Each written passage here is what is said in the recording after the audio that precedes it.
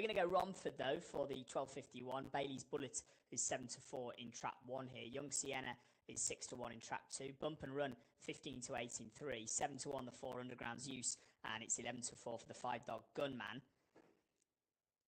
Changing the betting here. Bump and Run's been pretty well back. Young Sienna's been really weak. Bump and Run now joins Bailey's Bullets at the head of affairs. An absolute no-show on his racecourse debut. He never got out of last place. He was beaten 14.5 lengths. The winner of that race, Gunman, reopposes in here. But he did show a clear improvement on his next run. He was more than a second quicker. Second time up, Bump and Run. I think it's probably asking a lot to go and knock another second off the watch here. But that was much more akin to some of his trial runs where he had looked quite speedy. And the way the cash has followed him in here, I think makes him quite interesting as the hare is on the move. At a little glance, I think we had 5 numbers in the 30s on that 49's draw. They're off, racing away and getting a speedy start. There was the 5 Dog Gunman. He was pouring away at the traps, but he comes out on terms. Bump and Run also off to the quick start, though. Bump and Run and Gunman, renewing rivalries from a few weeks ago. Bailey's Bullet is in 3rd place. Then Underground's Use in Young Sienna. It's Bump and Run with the lead. Within a length, though, is Gunman. And then Bailey's Bullet still in with a chance as well. Gunman puts it up to Bump and Run as they come for the line. Gunman goes on to win. Beats Bailey's Bullet 5-1 at Romford.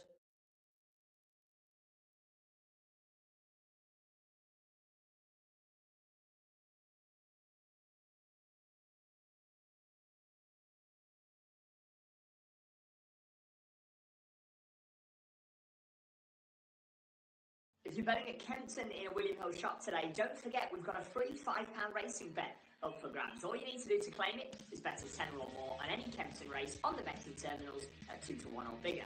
I'm prepared to forgive Welcome to Chappie, a lesser effort at Ascot last time around. I think he might have struggled on the soft ground that day, and back on a quicker surface should see him in a better light. He was a game winner over 3 miles 2 starts ago at Sandown, and the last time he raced here at Kempton, it was in the Grade 1 Quarto Star behind the Jukebox Man. Certainly nothing of that calibre up against him today. Whether it's him or something else, put a tenner on the action at Kempton today and get a free £5 racing bet to use tomorrow.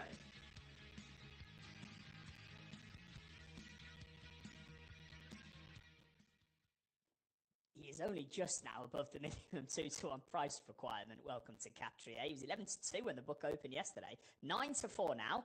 But if you lock in that price, take the 9-4.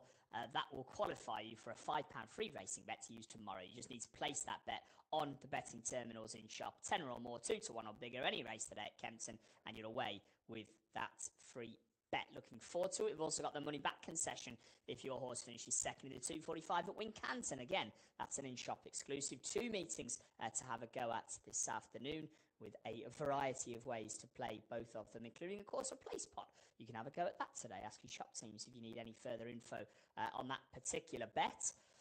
I was right. We did have 5 numbers in the 40s for the lunchtime 49. Something of a rarity. 3 yellow balls as well. 2 more chances to play 49s. Drive time and tea time on the way a little bit later on in the afternoon. Now, they are starting to meander on down to the start at Chantilly. We kick off with a 9 furlong handicap there. Aloysius is the 7-2 favourite. 16 runners for the first at Chantilly. They'll be doing well to get them off on time, though. We're only a minute away from post time now.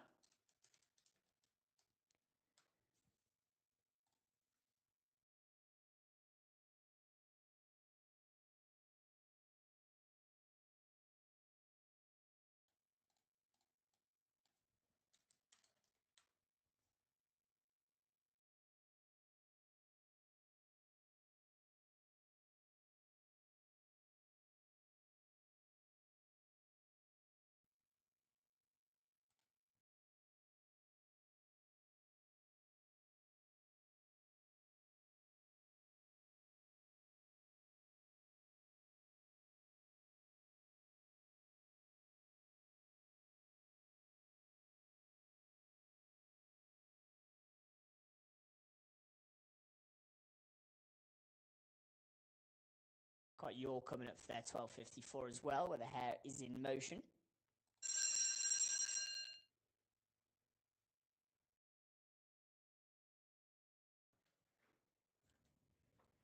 And away we go. And 5 has absolutely walked out, I'm afraid. 4 leads into the turn, followed by 6, 1, 2, 5 and 3 to the far side. It's 4 out, Alrighty Mikey. From 1, Hollyhill Vauban, 6, Gary Votom, a huge threat from there. These are followed by 2, 5 and 3. But as they go to the third bend, 1, 4 and 6 bunching up. 2 closing, 5 nowhere to go on the inside. 3 behind these into the straight, 4 and 6. A tightly bunched field now. 4 from 6, 1, 5. 4 in front from 6, 5. Flying now. 4 wins it. 5 seconds, 6 thirds. Yeah, 4, 5, 6, the run at Youghal. They're at the post now at Chantilly. Aloysius, the market leader, in colours that you might recognise. These were carried to distinction by the former Prix de l'Arc de Triomphe winner Ace Impact, who was a real superstar through the course of his 3-year-old season a few years ago. Whether Aloysius will be winning an arc, I'm not so sure, but has proved himself to be a good solid handicapper at a decent level, runner-up at Consumer last time around. Hasn't won a race for a little while though. October 2024 when he scored at Bordeaux. That was his last victory.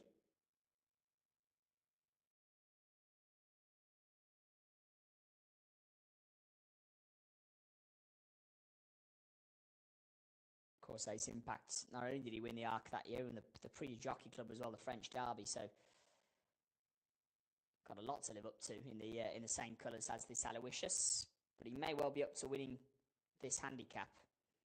Lavendan is second in, who's got all the ones next to the name. Mikel Barcelona taking the ride. Has won, 4 of the last 5 starts on the all-weather tracks at Deauville and here at Chantilly, so has been running very well of late in these kind of races. A couple of those wins were in claimers, but won a half-decent handicap last time around under Christophe Soumillon. Mikel Barcelona rides today for the first time. Got Christian Mmore on the fab for Jean-Claude Rouget. Very much the premier meeting of the 2 flat cards in France today. Most of the leading riders are here as opposed to Mont de Marsan. Zeloro is the third in, another top rider booked. Maxime Guillon riding this one. Winner over a mile here on the all-weather back last October. Not been able to add to that in 3 starts subsequently, but another one with a bit of a chance. It looks a good competitive start to the card at Chantilly, but not that close though. And Dunville Park are loading for the 12:59, where we go for another extra place race. Brosna Dolly 7-4, trap 1. Point Break 5-1 in 2. Rockmount Raven 4-1 in 3. Burrow Escape 4-1 in 4. Shockwave Sirius 3-1 in 5. And Zacconi Maximus is 10-1 in trap 6. I've already seen a Point Break running today. That was in Australia earlier on this morning. How will this one fare? The namesake at Dunstall Park. Got to trap a bit better than he's been managing recently to give himself a chance. Brosna Dolly converted on a short price last week when winning an A6 at 11-10. Up to a 5 company for the first time today for her.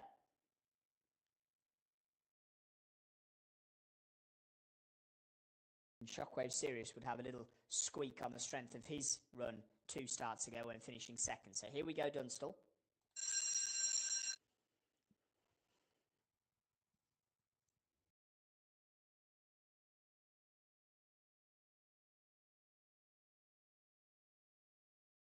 And they're off, racing away. 1, 4 and 5, all off to good starts here. The 5-dog Shockwave Sirius is just going to be the first turn leader. Up his inside is Burrow Escape. Then wide of those is Zacconi Maximus. Between runners, the favourite Brosna Dolly. Trapped okay, but has been shuffled back. Point Break and Rockmount Raven are in behind. Very much the one to catch is the 5. Shockwave Sirius with the advantage, and it's a healthy one at that. Burrow Escape and Zacconi Maximus are trying to make inroads, but the 5, Shockwave Sirius, is skipping clear here at Dunstall Park. A breezy win. Beats the 6, Zacconi Maximus into second. Third was tight, 5, 6 and a photo. Do need to know the identity of third, of course, for the each-way players. But Shockwave Sirius looked the winner from a long way out.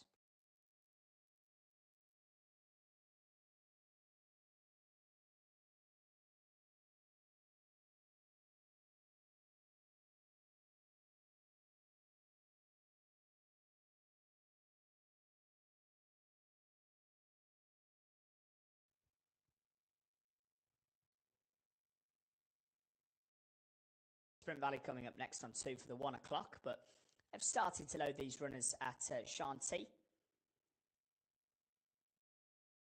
I'll spin through most of the major players in the race.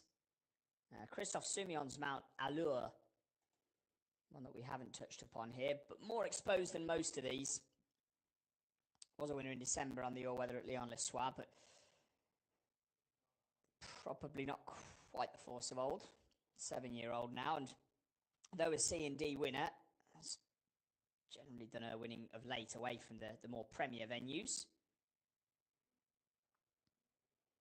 Quiet King for Theo Bachelot has won 2 of the last 3 starts. Central Park West has been amongst the wins as well, is another C&D winner. So there's lots in here at Chantilly. As I say, it's a very competitive opener. Harlow's 103 is coming up soon as well. 10 to 11 favourite there is Our Baby Bear in trap 6 for the first at Harlow. Then we'll be quickly into a 104 race at Mangura.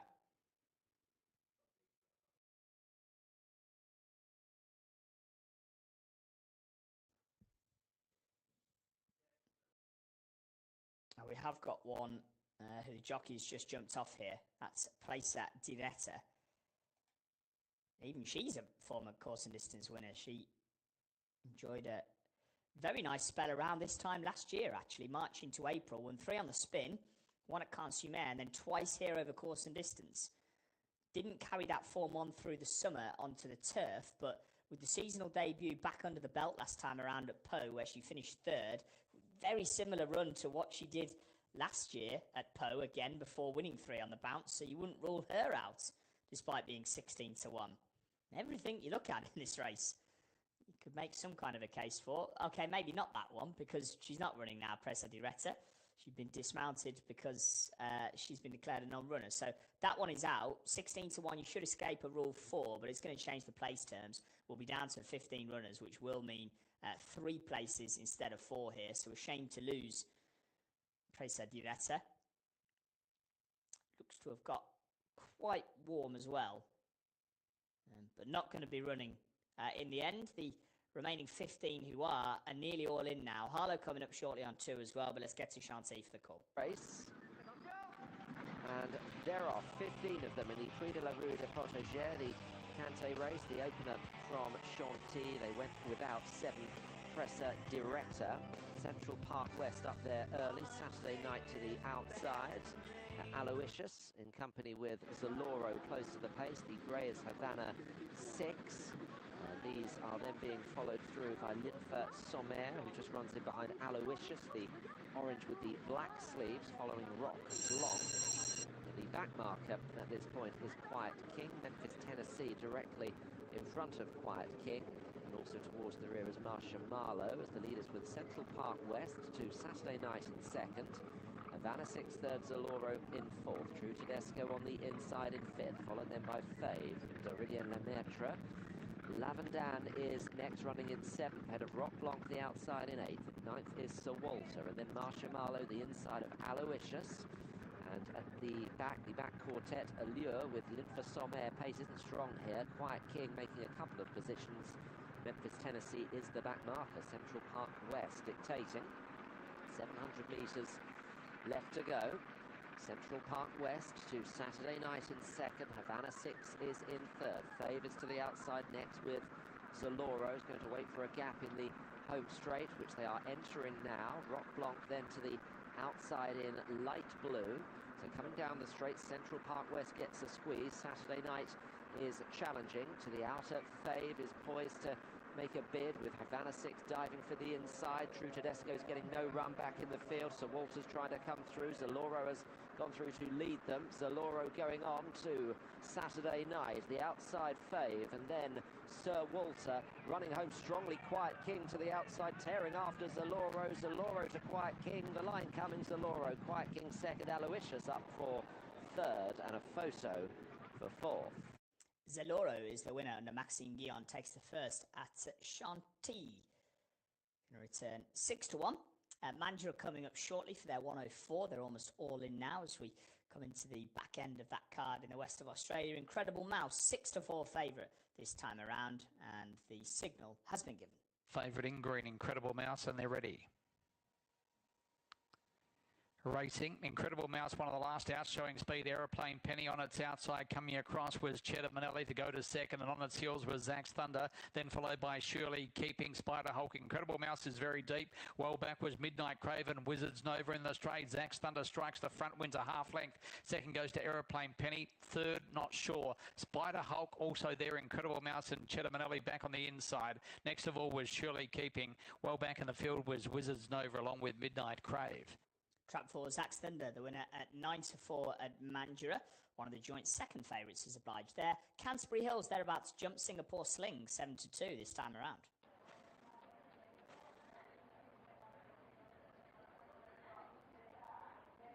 No more bets.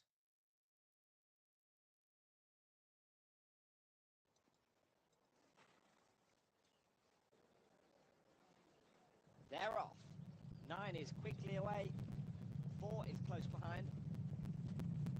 As they approach the first fence, 10 is the leader. 7 in second place. 5 is the back marker. 7 is making rapid headway. 10 is challenging for the lead. 7 is still ahead. Over the second, and they all take it safely. And look at them go over that one. And 4 is making good headway. And now 9 leads the pack. Just one fence left now.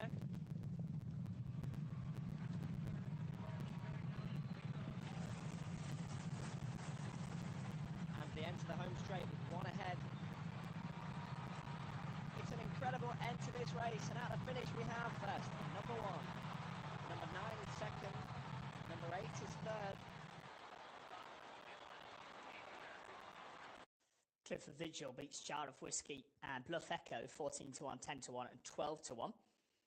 Got Romford on the way. They've got a 108 race upcoming here, and a 6 Gulane Vegas is 5-2. Trap 1, Sentosa Sunset 100-13-2. Underground Matt 5-1 in 3. Ashwood Links is 9-2 in 4, and the favourite Droopy's Rona 7-4 in Trap 5. Now Droopy's Rona has made life a little difficult for herself in recent times off slow starts. It's finished second on all of her last 3, going down by less than a length in the latter 2 of them. If she'd only trapped a little better, she'd have won them, but she does get a downgrade today. So you finish second in, a couple of A5s, you're down into A6. There is going to be interest, and there is here. They make her favourite. Hair on the move now.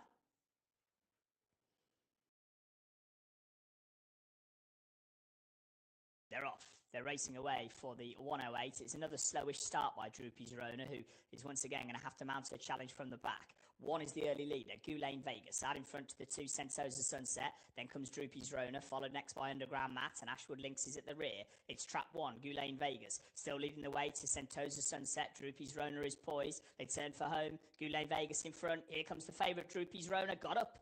Droopy's Rona runs them down, beats Gulane Vegas 5-1 at Romford.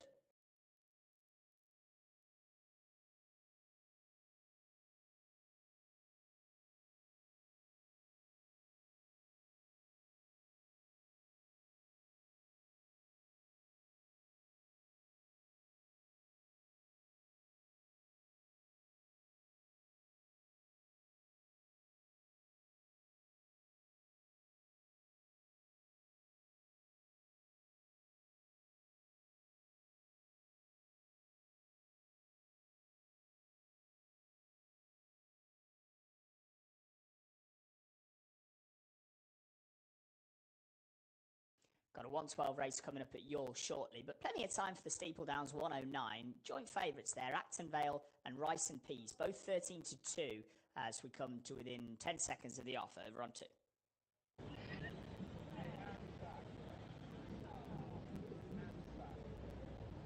No more bets.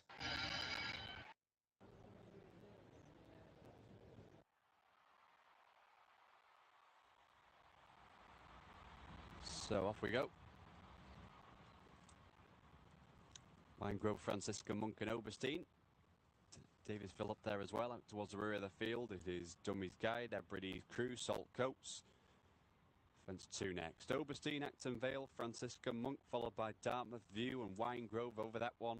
Oberstein leads to Francisco Monk, Dartmouth View.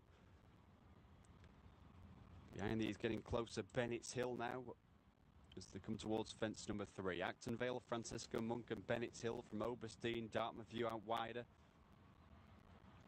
Acton Vale leads in, Bennett's Hill second, Dartmouth View next, and these are followed by the likes of Francisco Monk, Crazy Peeps and Saltcoats. It is Acton Vale leading Saltcoats, Crazy Peeps. Then came Hebrides Crew and Bennett's Hill. Acton Vale and Saltcoats neck and neck. Saltcoats, those tend to get the upper hand.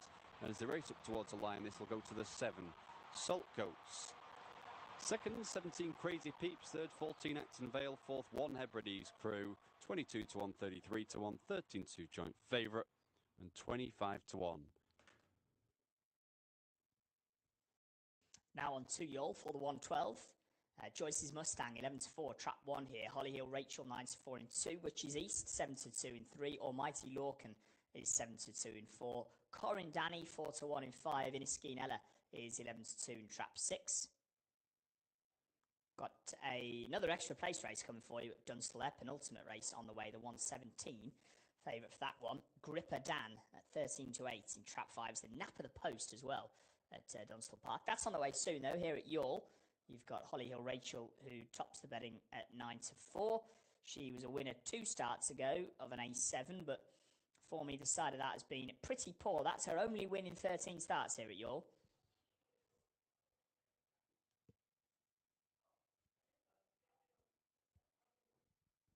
Post taker on, they go with the 1, 1, 2, 3. The racing post picks this time around.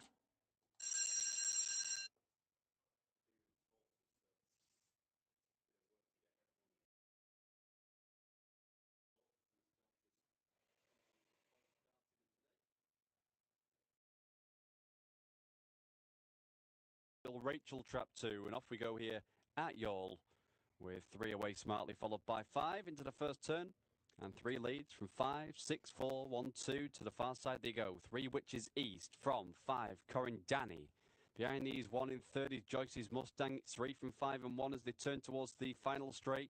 3 Witches East preceding 5, Corin Danny. 1's in 3rd, Joyce's Mustang. As they straighten out, 3 and 5 coming together, 1 behind them. 3 far side, 5 near side, knuckling down well tight. 3 and 5, 1/3. I reckon it's probably held on, this Witches East.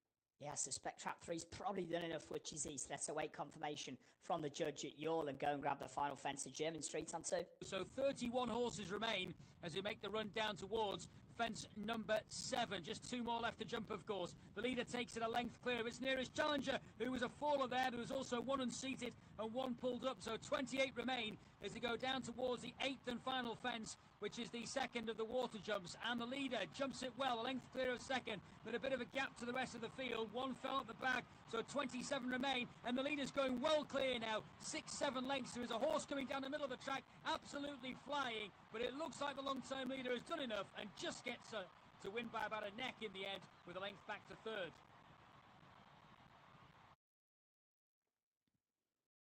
$22 to 1, 16 to 1, 14 to 1, and 10 to 1. Runners are at the post at Compen. This is their 112. Moises Has a Boat is even money, favourite. Flumicino is 100 to 30. Mr. Raffles is 9 to 2. My Della Barrier is 8 to 1. Yes, Please is 9 to 1. Mage de Zobo 10 to 1. Provocateur is 10 to 1. De Tout Coeur is 16. Then it's 28 to 1 and bigger for the rest of them. Moises Has a Boat is the favourite. Noel George and Amanda Zetterholm doing the training of this one. Kevin Nabe takes the ride, horse making the debut today at Compen. And look, obviously from a good yard who will be well up to having debut winners, and the fact that he's even money on his first start probably speaks volumes in here. If you're looking for some angles in against him, I mean, not many of these have won a race, but one who has is the second in, Fiumicino, who scored on the hurdling debut at Fontainebleau last time around, having been a reasonable sort on the flat, won a few times on the flat, over a mile and a quarter. but had the necessary speed to win over 2 miles on the hurdles debut last time around. Top weight here, they've got a £9 claimer on again for the David Cotin yard. So form-wise, he's a big player, as too is Mr. Raffles, as the name kind of suggests. This is a Simon Monour, Isaac Suede runner, which means their retained rider in France, Bryony Frost, is indeed aboard. Was third at Fontainebleau last time around, but that was an improved effort compared to the hurdling debut. Bryony rode both times before. She gets to claim her 4 allowance in this race. So Mr. Raffles would be a contender who's improving a little bit, but obviously the fact that the Fab is so well backed, Moises has a boat, is notable, and I think the form horse is the one that splits those. Fiumicino is probably where I would go, just given the proven form. The only other one might be Meiji des Obeaux, who was quite well beaten at Auteuil first time around, but ran better on the next hurdle start last time around. That was at Saint-Brieuc. This is going to be tougher. She's there at 9-1, but I think Fiumicino is probably where I would play it, but the strength behind the newcomer at the top of the betting for this yard is potentially very revealing. Now, they are loading them at Dunville Park. They got a 117 coming up, and then after the post runs there, Gripper Dan, who is 5-2. He's just gone a little cold in the betting last few moments. He was more 13-8 chance at one stage. He's now joint fav with Swift Wife in trap 6. In fact, Swift Wife now takes over as the drift continues on Gripper Dan out to 11-4 now. So some negativity about the racing post nap there at Dunville Park.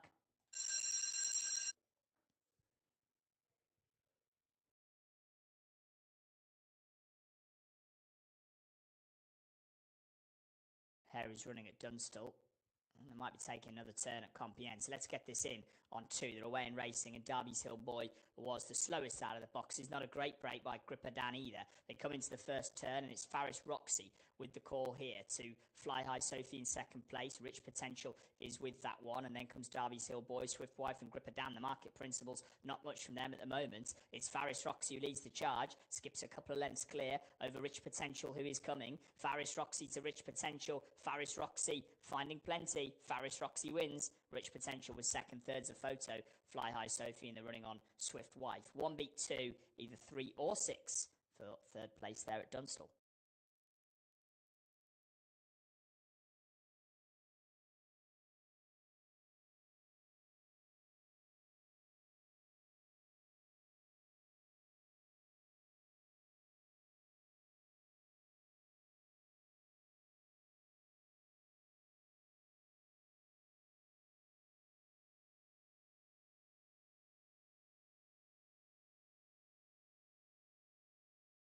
Next dog race will come from Harlow, there 119. Co-Fam Girl 7-4 in trap 1 for an A7. Gothic Queen 9-4 in 2. Gonna Be Good 3-1 in 3. Everly's Emerald 7-1 in 4. 5 is vacant, and Aurora Slippy is 3-1 in trap 6. At Harlow, they are at the traps.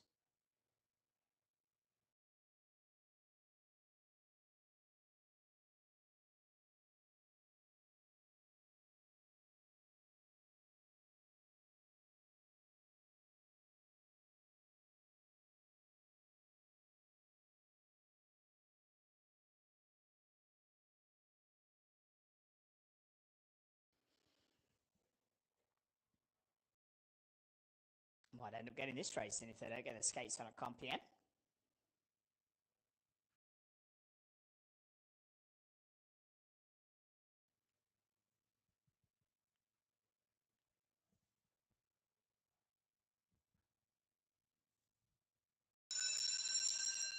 Running now at Harlow on 2.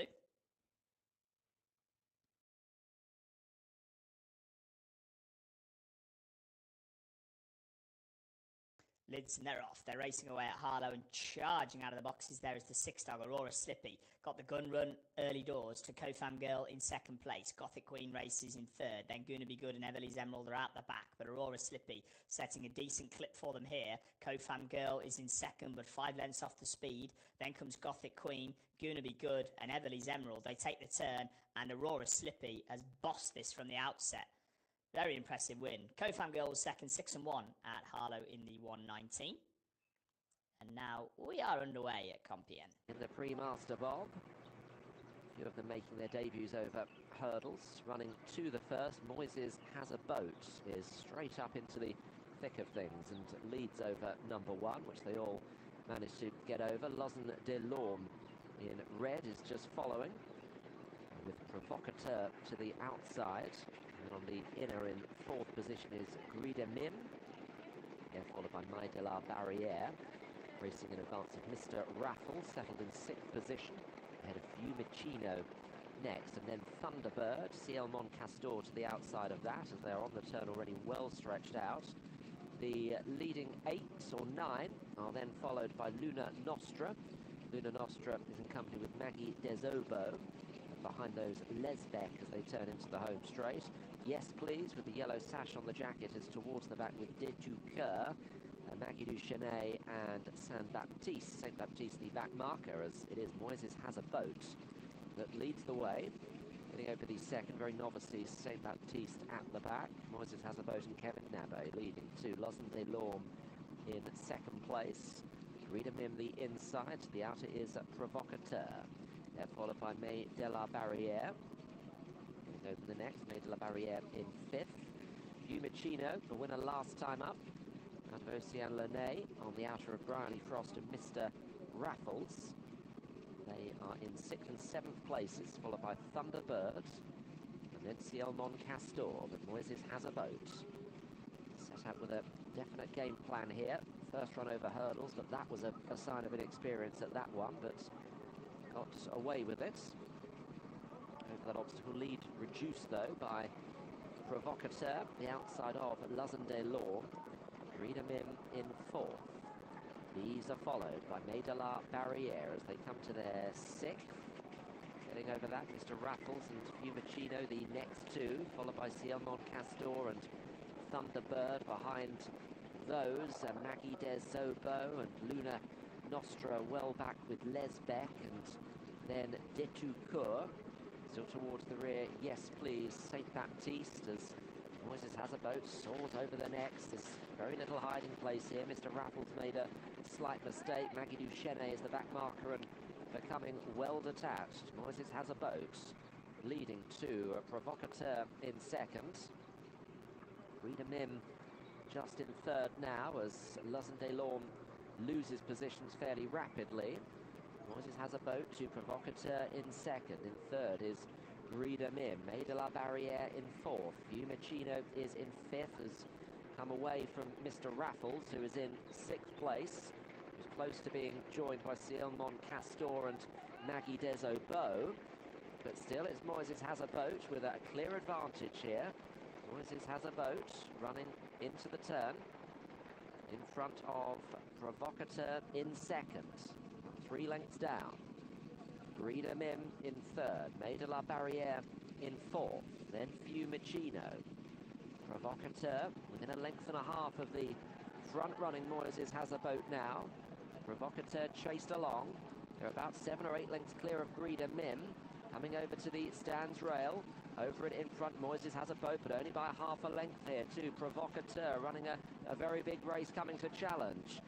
Faller well back in the field, Saint-Baptiste. Going into 3rd is Fiumicino, but plenty to do as Moises Has a Boat swats away. Provocateur at the last. Moises Has a Boat soared over. It wasn't the jump of a tired horse. It's coming a long way clear, devouring the ground. Some demonstration this. 100 metres left to go. Fiumicino is running into a clear 2nd, but Moises Has a Boat wins very impressively first time out. 2nd Fiumicino, Provocateur 3rd, and De Touqueur past plenty to finish in a fairly remote 4th. Well, the money spoke very positively for this horse on the debut, and they were right to be so keen. Moises Has a Boat scoots away. Probably beats the right horse as well. Fiumicino was in 2nd, well clear of 3rd there at Compen.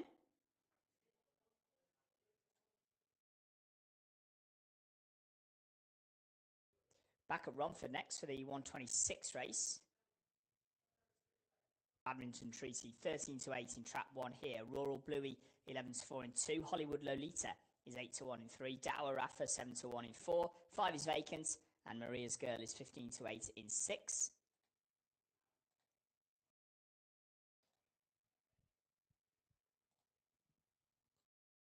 Badminton Treaty, the favourite then. UK debut for this Greyhound today, running for the first time since leaving Ireland, was running at Shelbourne Park there. The 2 successes at Shelbourne Park came in the sprinting ranks, but that wouldn't necessarily mean that this one won't win over 4 bends at Romford. Obviously, Shelbourne, a far stiffer track than Romford, so the sprint trip there is 320. The Romford standard trip, 400 metres, so I wouldn't be concerned that this Greyhound didn't win over 4 in Ireland, far stiffer at Shelbourne, and has ran very impressively in 2 3-dog trials here at Romford over the distance in preparation for this. Strong on the UK debut, I think that's often a sign. But Marina's Girl, the second favourite, similarly well backed. Down in grade today, it's a career low spot for her. First go ever in an A5 at Romford. As the hare is sent on its way.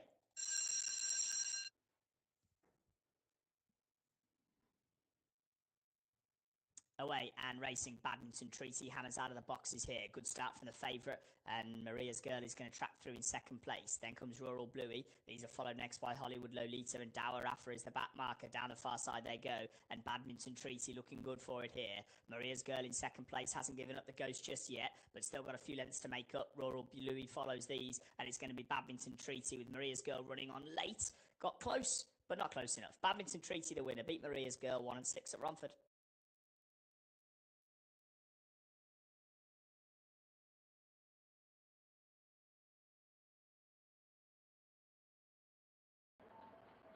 No more bets.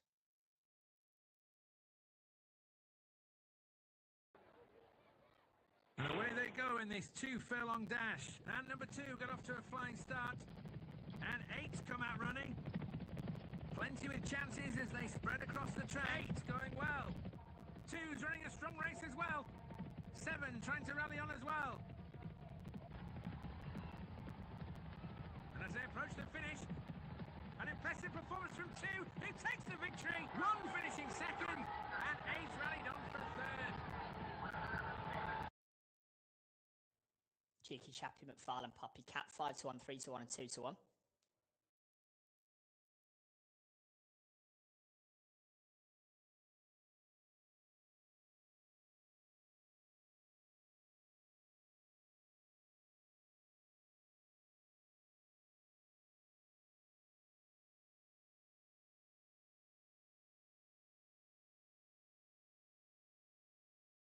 Minute away from the next at Youghal. This is their 129, which is Mojo 9 to 4 in trap 1. Hollyhill PJ 5 to 1 in 2. Mumhan Jet is 7 to 2 in trap 3. Slaney Side Luna 5 to 2 in 4. Black Dacia 7 to 2 in 5.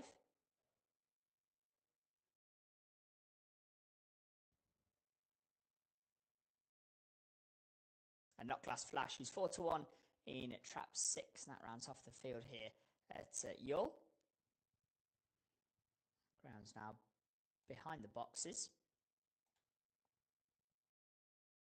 which is Mojo is the favourite, trying to add to a win that she got here last time around. That was in an A6, up to A5 today, but got a couple of wins at this grade, and indeed is a multiple A3 winner, which is Mojo, so still got plenty of room for manoeuvre when it comes to the grading ladder, and a confidence-boosting success from that one last time around. There's a bit of speed in the race, though. Hollyhill PJ has been firing out of the boxes recently. Last 4 starts has made pretty much all, but only won 1 of them. Raced away to win by 7 lengths on that occasion, but it's just been a bit of a short finisher the last twice. One of those runs was behind Mumhan Jet last time around, who tracked the pace set by Hollyhill PJ, picked him off in the closing stages. Black Dacia can also go forward, albeit that one ran in that race last time around and got a dreadful start, finished 5th. But ordinarily, she's quite quick out of the boxes.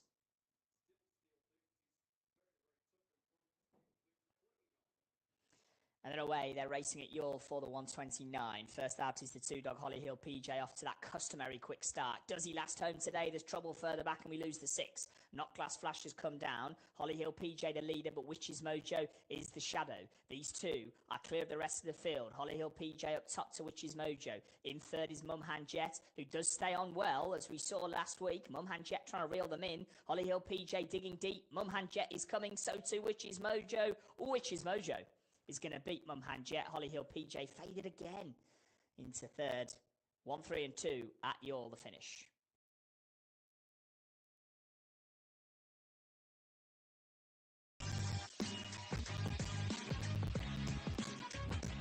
Well, what a way to go into the international break. Manchester City's 19th major trophy under Pep Guardiola and their 5th League Cup win under his reign.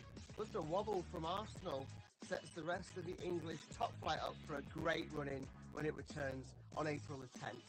The Gunners are still massive odds on to win the league with a 9-point lead over City, but they have played a game more, remember, and they play again on April the 19th. At the top of the William Hill Premiership in Scotland, Celtic lost at Dundee United, so Hearts return to being favourites for an historic title win, leading Rangers by 3 points currently. Back south of the border, and Tottenham had a catastrophic result, losing 3-0 to relegation rivals Nottingham Forest.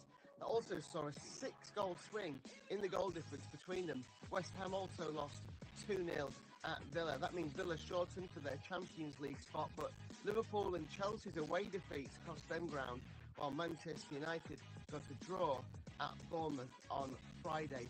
Massive shout out to 2 Final One standing players who were definitely cheering on Sunderland's huge win at St James's Park. Newcastle losing meant they each took £20,000 home this weekend by picking Fulham to beat Burnley.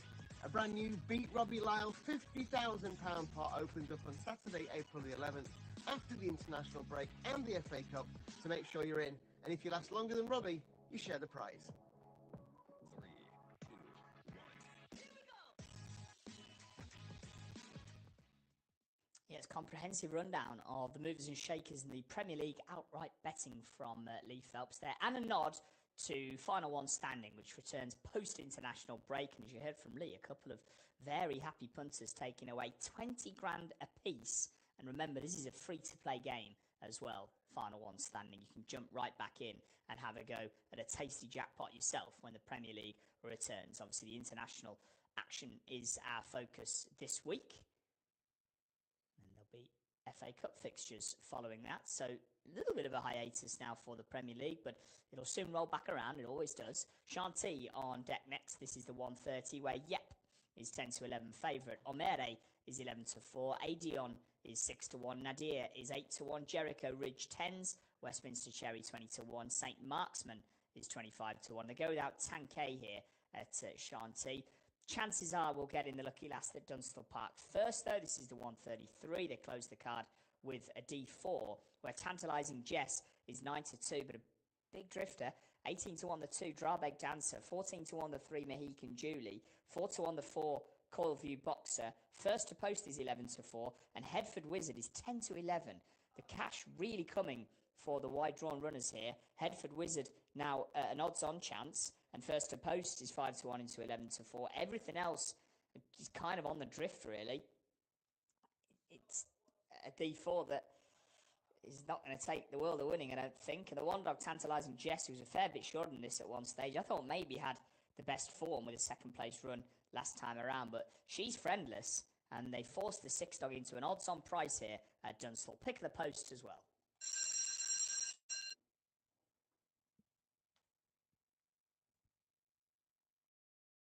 Away and racing. 135, all off to pretty good starts. The 3 dog Mohican Julie is going to spear through and lead the way, but Headford Wizard, the favourite, bubbles up on the outside. First to post is between runners as they come for home. Headford Wizard from first to post. Headford Wizard, the money was right. Headford Wizard wins it first to post. Second, Tantalising Jess was third. 6, 5 and 1 at Dunstall.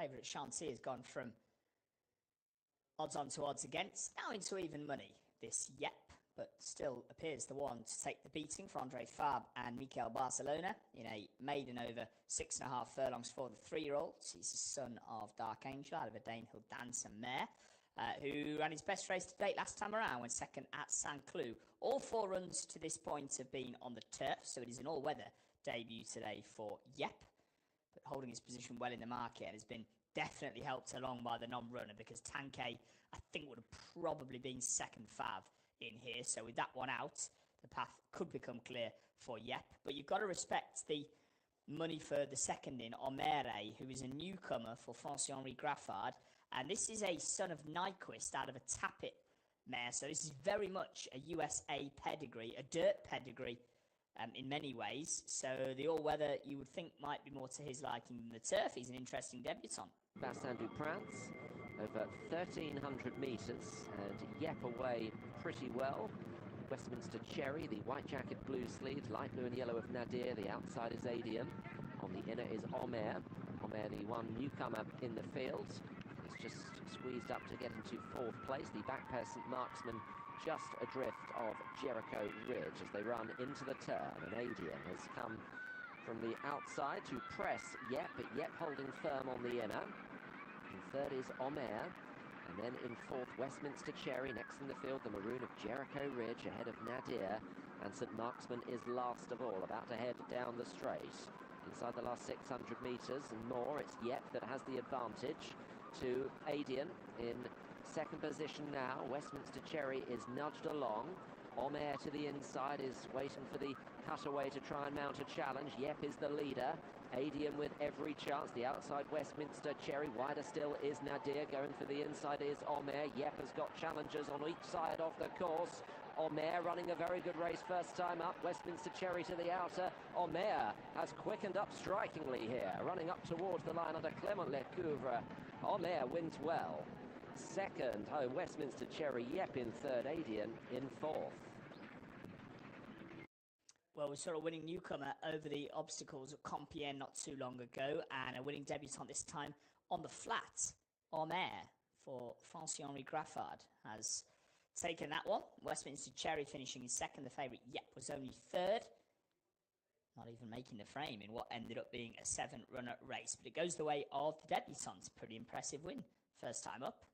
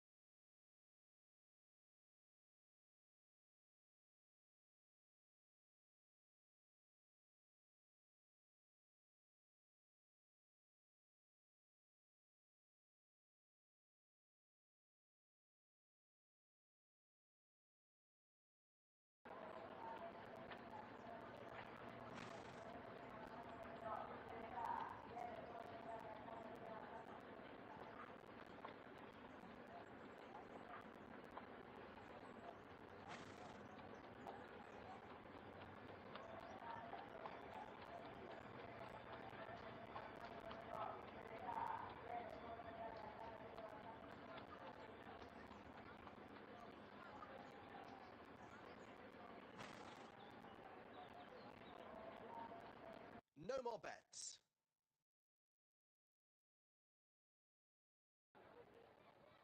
And away they go in this 2-furlong dash. A good start here for 2, setting the early pace. Also coming out with the leader is 9. Plenty with chances as they spread across the track. 3 going well. 8 trying to close in. Plenty of horses still with a chance. As they come up towards the line, a huge run from number 3 takes this one. Finishing 2nd is 8 and 7 in 3rd.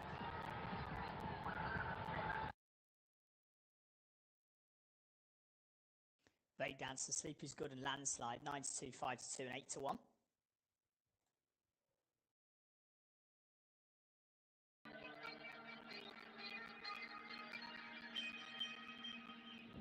I'm not going to lie to you, it's the start of an international break and the footballing offering isn't exactly plentiful, but I think think we can tip away with a rock-solid acca tonight. 4 sides who are all odds on, but the price will be a little nicer once we get that acca boost. Benevento, Catania, Salernitana and Castellon are the picks. Now, I'm no Italian lower league footballing expert, but you don't need to be to find this one. The top 2 in Serie C Group C are both in action, as are the side who should end the night in 3rd. Benevento, top of the league, unbeaten in 17, and they've won 15 of them, and they're the biggest price in the acca. Catania, 2nd, got the best defence in the league, taking on Casarano, who have one of the worst. The top 2 are well clear, but Salernitana are best placed to grab 3rd. They've got a winnable home game against mid-table Mmore, and one from the Segunda to take us up to 4 games. Castellon chasing a playoff place up against Cultural Leonesa, who are looking odds on to go down and haven't won a league game since early December. Who said international breaks are boring?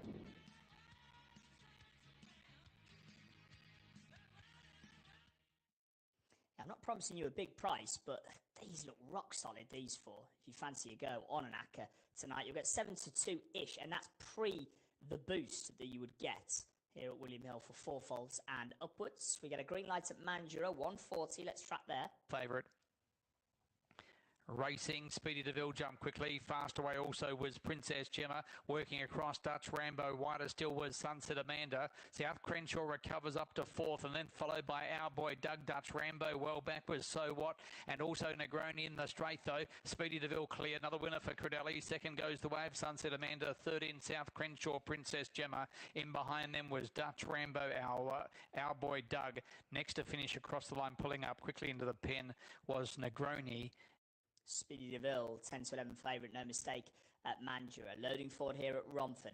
Paul Lecter, 11 to 4 in trap 1. College Twain, 4 to 1 in 2. Ladybus, 6 to 1 in 3. Mr. Molesley is 11 to 4 in 4. 6 to 1 the 5 Castle Hill Jet, and it's 3 to 1 for trap 6 Port Rush Bob. Narrow favourite now is Paul Lecter, down in grade today for this sort of 10 pin. As the fielder checks over and the hare is on the run.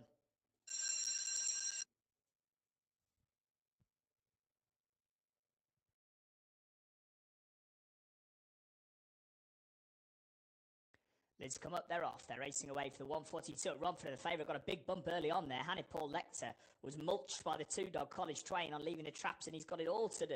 The 5-dog Castle Hill Jet, for the time being, is the beneficiary. Ladybus is in 2nd place in hot pursuit. Then Port Rush Bob, Mr. Molesley, and the embattled Paul Lecter turning for home. And it's Castle Hill Jet by a reduced margin, but still in front, screaming for the line now with Ladybus coming, but he got there in time. Castle Hill Jet scrambles over the line, beats either Port Rush Bob or Ladybus. 5 the winner, 3 or 6 for the minors.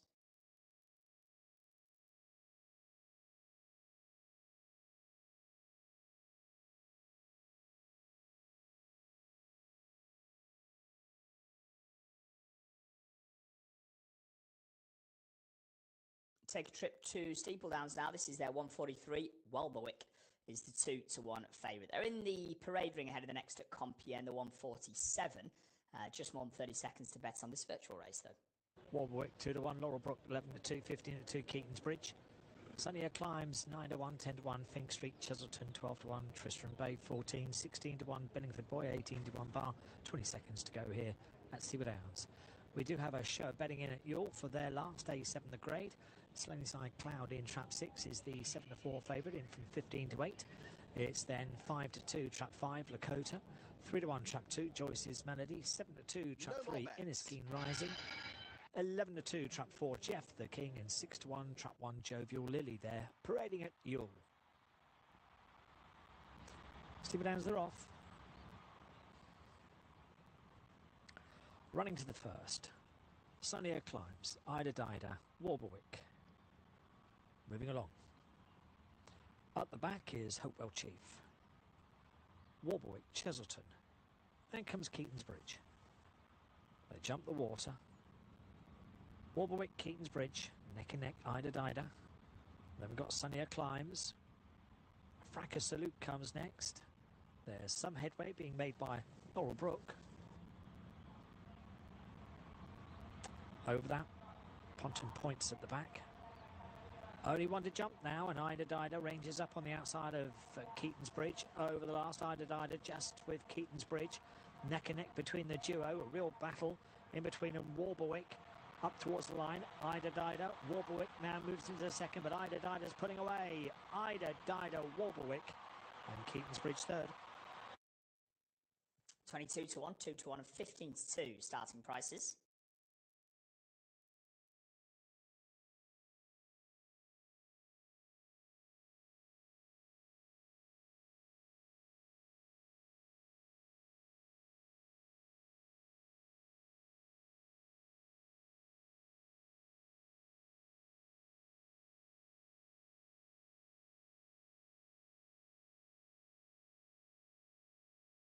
Let's go and get the tail end at Jermyn Street before we come to York. Number 4, and the leader takes it half length clear of second with a length back to third. One unseated rider at the rear means 35 of them now head down the hill towards fence number 5, which is the first of 2 water jumps. And the leader will jump it 2 lengths clear. Oh, and it's unseated its rider. There was also a faller and a pull-up there as well. So we're down to 32 as we approach fence 6. The leader takes it 2 lengths clear of the rest. We've had another pull-up there as well. So 31 horses remain as we go down towards fence number 7. Loose Horse is currently in second at the moment, and the leader has a 3-length advantage. Didn't jump out the best, but stays on its feet. There was a faller, though, and now 30 remain as they go down towards fence number 8, the second of the 2 water jumps, and the leader's been eaten into all the time. The leader in the end is side by side with the horse in second, and it is now the horse in second who goes on to kick further clear down the final couple of furlongs. 2 lengths clear now of its nearest challengers, and in fact is going away. There's a horse on the near side who is trying to make ground but won't get there. The winner eventually wins by 3/4 of a length and another length back to third.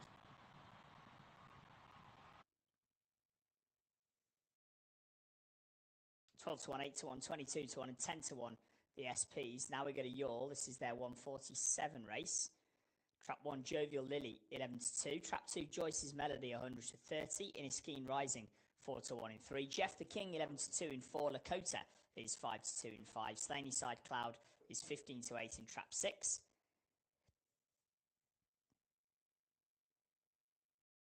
Slaney Side Cloud then makes the market, but suffered a heavy defeat last time around. Beat more than 20 lengths when finishing 4th here in an A7. Got to do better than that today. But the vibes are pretty strong, and plenty of these are kind of out of form. So the hare is about to be sent on its journey.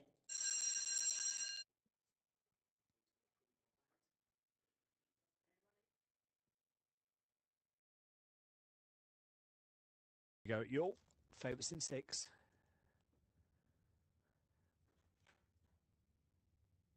York, they're often as they come away here at York. 2 leads, goes middle, 5 paces up. Alfie's come 3, 4, 1 and 6 to go round the bend, and 2 escapes. Oh, there's trouble there. Nasty fall there for the 1 as they head down the far side, and 2 leading. Joyce's Melody leads from 3, racing in second.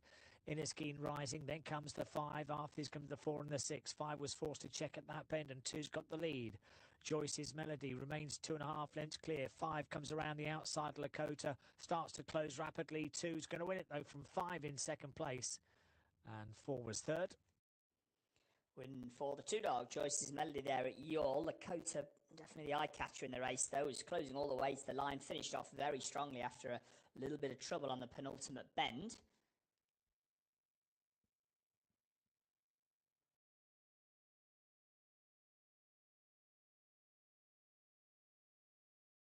Here we see the scene at Compen, they're 147. Look at them taking the practice obstacle there. No errors, I don't think.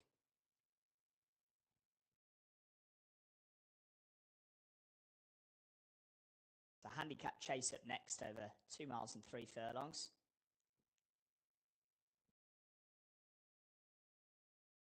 Dreamweaver is 5 to 2. From Mary Shelley, 11 to 4. Raffles Flyer, 4 to 1. Murrayfield Park is 15 to 2.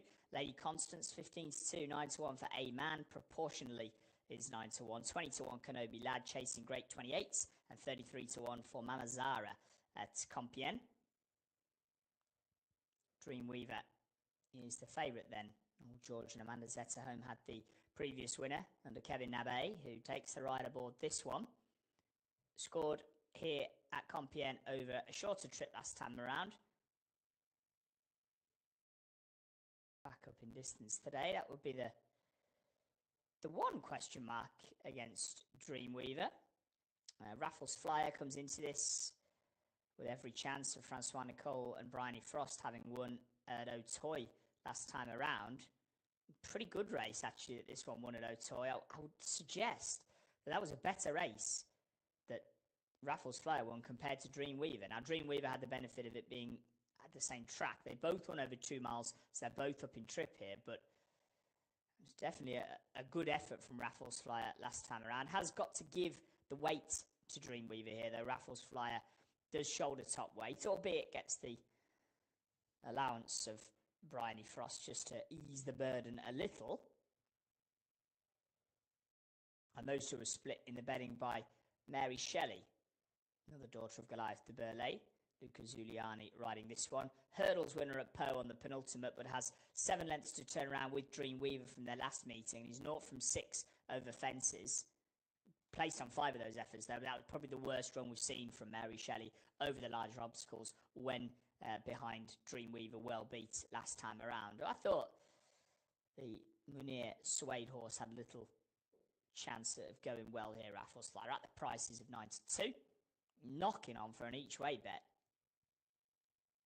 This Raffles Flyer.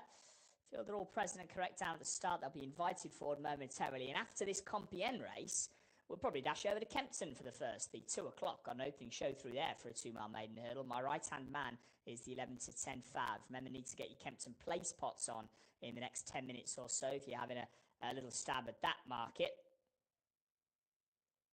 Bit longer to peruse if you're doing a place pot at Wincanton. They don't start until 2:15. Of course, we've got the bet and get offer running all day on the Kempton card as well. Stick a tenner or more on the betting terminals in shop on a Kempton race at 2 to 1 or bigger. Get a free fiver to use tomorrow. So we'll be focusing our attentions in on Kempton once we're the other side of this Compen race. And we'll join Luke Elder, Andrew Thornton and John O'Connell on William Hill Racing Radio for a word on the Kempton race and get their thoughts throughout the afternoon. Some winners to be found from those 3 gentlemen, I am sure. You can see the live scenes at Kempton if you're in a William Hill shop on the second channel right now. Jockeys making their way out.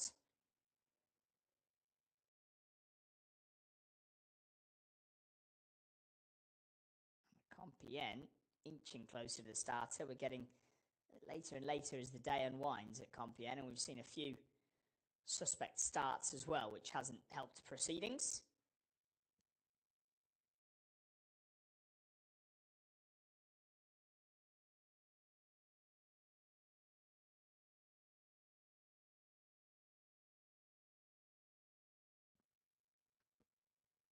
Just taking the red hood off Lady Constance at the last possible moments. That's been discarded, and I wonder if these are coming in a little lively for the starters' liking. We'll see if they can't slow this up. Now very on toes, Lady Constance. You see why she was wearing the hood to post. That'd be a negative for her, surely, if they don't get away to a first timer. And the starter has not been minded to let them mess about today, but he's satisfied here. They're away and racing. Chase over 3,850 metres. Cannonby Lad, the first to show. Racing on the outer of Dreamweaver with Raffles Flyer. He's on the outside. Wider is Lady Constance, followed by Chasing Great as they come over the first. Around the inside proportionally. Proportionally is followed by Chasing Great, and then a couple of lengths to Murrayfield Park in rear with Mama Zara and Mary Shelley. Dreamweaver over that in front. Dreamweaver jumped it well to A-Man in second place. A-Man, 2 stablemates, both from the Noel George Amanda Zeta home team. First and second, with Cannonby Lad in third. Coming over number 3. Raffles Flyer has lost a few places. Less than convincing at, I think it was fence number 2. It's just drifted back as they come on towards the next. Over it in front, Dreamweaver to A-Man in second. Cannonby Lad in third. The Grey Lady Constance is in 4th place. They are still followed by Mama Zara, white and pink on the inside of Chasing Great. A mistake by A-Man in second there at that, but he's okay. Murrayfield Park is held up in rear out quickly following a second place finish at Auteuil most recently. Raffles Flyer is also out the back. Dreamweaver over in front of Canonby Lads. A-Man the inside, and then Lady Constance in fourth, Mamazara in fifth, and Chasing Great is sixth, and proportionally next in the field. Mary Shelley, grey, red jacket, next. Makes up the first eight. And the Bullfinch. Last two, Mr. Raffles and Murrayfield Park. On the run to number 8 now, having taken the right-hander. And it is Dreamweaver. She's over that in front. A winner here 3 weeks ago. A race in which Mary Shelley was fourth. Coming over that ditch. And all of them managing to clear it without mishap. It's Dreamweaver with Lady Constance and Canonby Lad. The next two. A-Man has dropped to a share of fourth with Mamazara and Chasing Great. And then proportionally, not terribly fluent there was Lady Constance, the outside. Back to still Murrayfield Park and Raffles Flyer. Dreamweaver seemingly enjoying herself out in the lead. To Lady Constance. Canonby Lad is in third. Mamazara. A-Man on the outside. Followed by proportionally with Chasing Great. No move from Mary Shelley. Back pair, still Murrayfield Park and Raffles Flyer. Coming towards their 10th. Into it now, Dreamweaver. Over that in front. Now Lady Constance moving up to challenge. Only a half length or so between them. They come to the next, the hurdle. A-Man lost further ground there. Canonby Lad a close third for Mamazara. Chasing Great, then proportionally. Dreamweaver in the blue. Grey Lady Constance. And we've lost Canonby Lad there. Canonby Lad down. But that, of course, fairly quickly up. Fingers crossed for jockey as well as they get over the next. It is still Dreamweaver to Lady Constance. 3 left to jump. Third, Mamazara, proportionally in fourth. Chasing Great is in fifth. Then Mary Shelley. Murrayfield Park. Raffles Flyer has never looked likely. A-Man is pulled up at the back. Turning for home, 2 to go. Dreamweaver to Lady Constance. Mamazara running a very big race to this point. That's a big odds, a little bit short of room there. Then proportionally, Dreamweaver gets to the inside. Pressed by Lady Constance. These are the first two.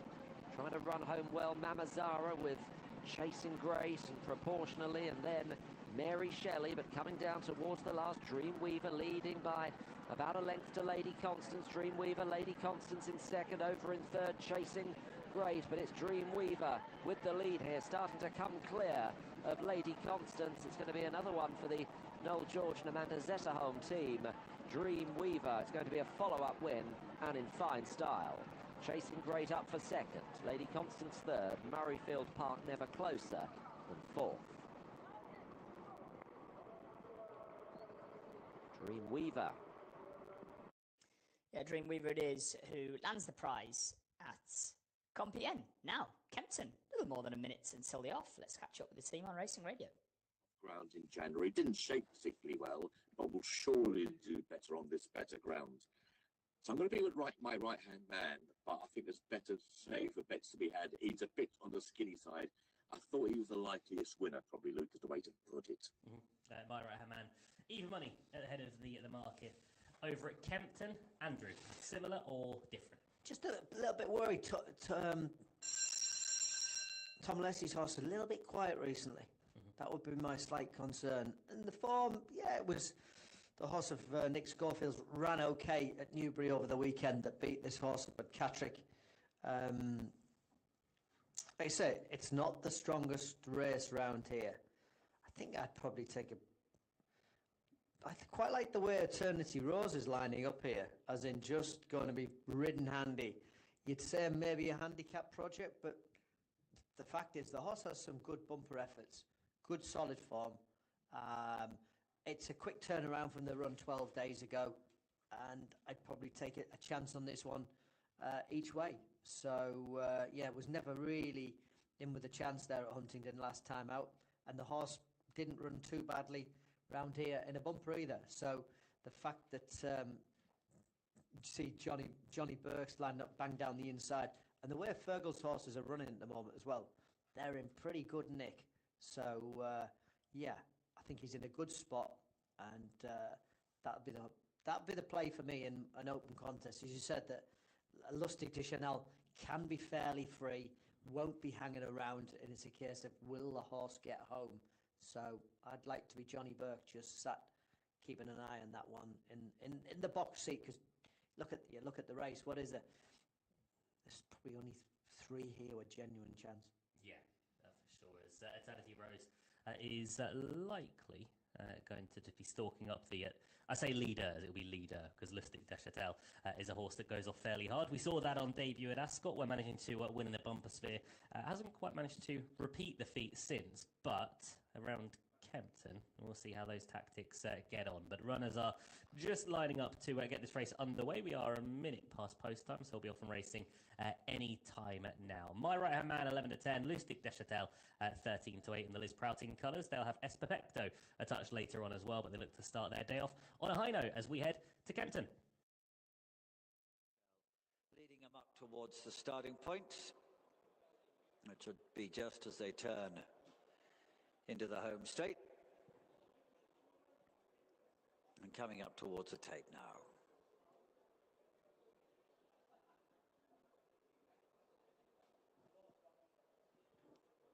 And they're off. They get away for our first then. Market leader still at 4 early on. The blue and yellow of Lustig de Chanel, and a mainly white jacket of my right-hand man with the noseband. Turquoise colours of Eternity Rose, extreme left. In a prominent position, Flashman is the orange and purple, and Canopus in green towards the right as they get over number 1. Into battle was a little bit slow. Seeking Charles, yellow, green and orange jacket, almost jumped into the back of him. Coming on towards number 2, which they get to quickly, Lustig de Chanel and my right-hand man. Touchdown virtually together. They're just over a length ahead to Eternity Rose. Canopus in between the pair, Flashman with purple sleeves on an orange jacket. And then nicely curved, she's very keen against the running rail, white and green colours, has moved up into 6th place. From Wise Counsellor and the 2 shades of blue. Her best turned out winner, Seeking Charles, yellow, green and orange is between those as they begin the run down the side of the course. On towards flights numbers 3 and 4. Into battle, purple and red has not lost many lengths on the leaders, but definitely a few places. And Whiskey Max is a little wider of him in mainly maroon colours, is probably the back marker. Lining up to number 3. Lustig de Chanel with the yellow cap will be just about in front over it. There's only about 7-8 lengths between the lot of them, though. My right-hand man running a half length behind the leader in 2nd place as they get to 4. Over that Eternity Rose was over it in 3rd position. Dark jacket of Canopus is wider of Flashman in the orange and purple. Then nicely curved, she races now in 6th place. Seeking Charles is next in the mainly yellow on the outside of the purple of Inter Battle. The maroon colours of Whiskey Max and the light blue of Wise Counsellor are the last couple in the field as they begin their run into the back straight and approach halfway of this Virgin Bet maiden hurdle. Now about 10 lengths first to last. First is Lustig de Chanel, blue jacket on the yellow cap. The noseband on the right of him is my right-hand man. White and maroon and black colours as they get over number 5. Right in behind those Eternity Rose, Canopus and Flashman are the next pair, Seeking Charles into battle. Then comes Nicely Curved as they make their way down the back straight on towards the 3rd last. Wise Counsellor, little gap to this at the rear of the field, Seeking Charles and Whiskey Max are at the back of the main group. 3 out, and it's still Lustig de Chanel in front. About a length ahead, my right-hand man running in second. Eternity Rose on the running rail in third. Canopus at a big price. Bang there in fourth place, maybe even third. Between those is Flash Man. Into battle in purple and red behind these 2 lengths away to nicely curved Seeking Charles, Whiskey Max and Wise Counsellor. On the run into the home straight. Closing stage is coming up and they have 2 more to jump. Lustig de Chatel in front, all the others being ridden along. My right-hand man with the noseband bustled along in second. Eternity Rose extreme left into battle, beginning a run. On the right is Flashman, Canopus weakening out of it. Lustig de Chatel at the second last. Pinged it, got away by 2. Into battle as Joy, my right-hand man, second and third. Eternity Rose, Flashman behind those. Lustig de Chatel and Tom Bellamy were lead by 5 at the last and was good again. Race is settled. Lustig de Chatel has made all. Second place at the moment, it's into battle. Flashman moving into third place, but Lustig de Chatel in good style. Second place into battle, third position Flashman, fourth place my right-hand man. Yeah, Lustig de Chatel, as Luke kind of opined before the race, look, the sole pace in the contest, and it was pretty simple on the front end for Cheltenham Festival winning jockey Tom Bellamy, who steers this one to success at odds of 13 to 8. The favourite well beaten in the end, my right-hand man, but Lustig de Chatel makes all to take the first of the day at Kempton in the 2 o'clock. We've got Wincanton's opener starting up in around about 10 minutes' time. They're away racing Canterbury Hills on the second channel. We're going to have a virtual from Portman Park here on 1, where Roaring Camp is 4 to 1. Olivine 6s, Norman's Arrow 8 to 1, 9 to 1 for Lacasse 10, and bigger the rest. Onco at 130, 11 to 2 New York Melody. Their on Bala is 10 to 1, Charming Zell 12 to 1, 14 to 1 Bar at Chantilly. They all go 12, they're at the post.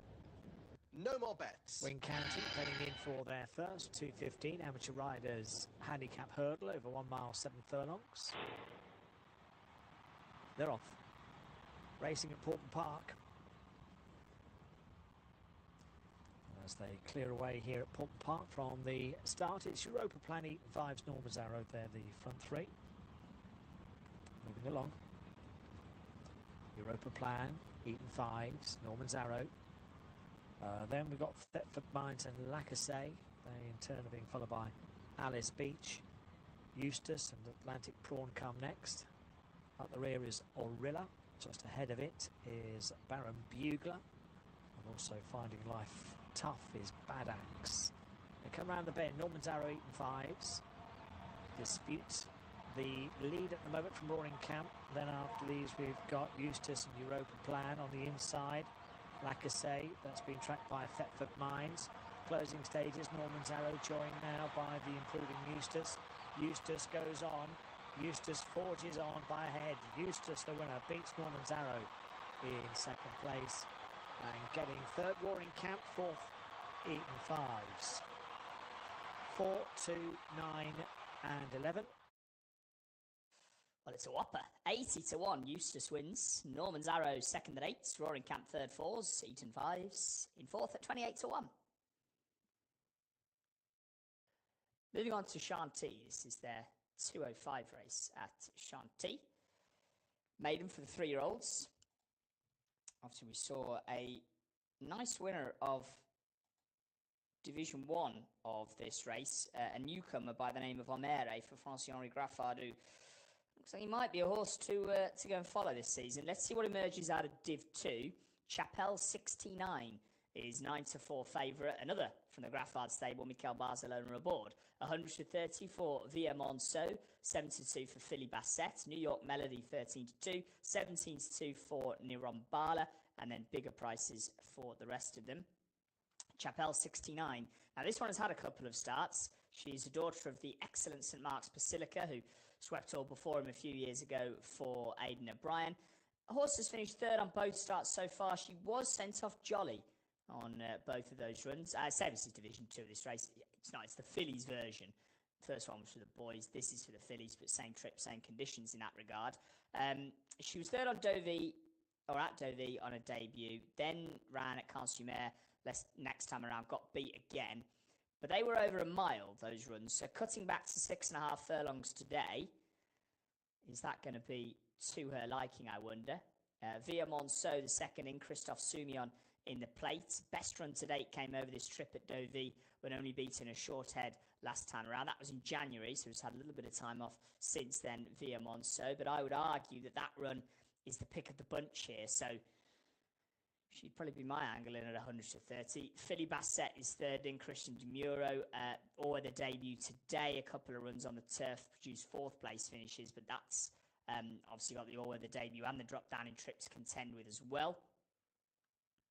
New York Melody trades at a single figure price here as well. That did improve markedly on the debut run. Much better showing at Saint Cloud last time around.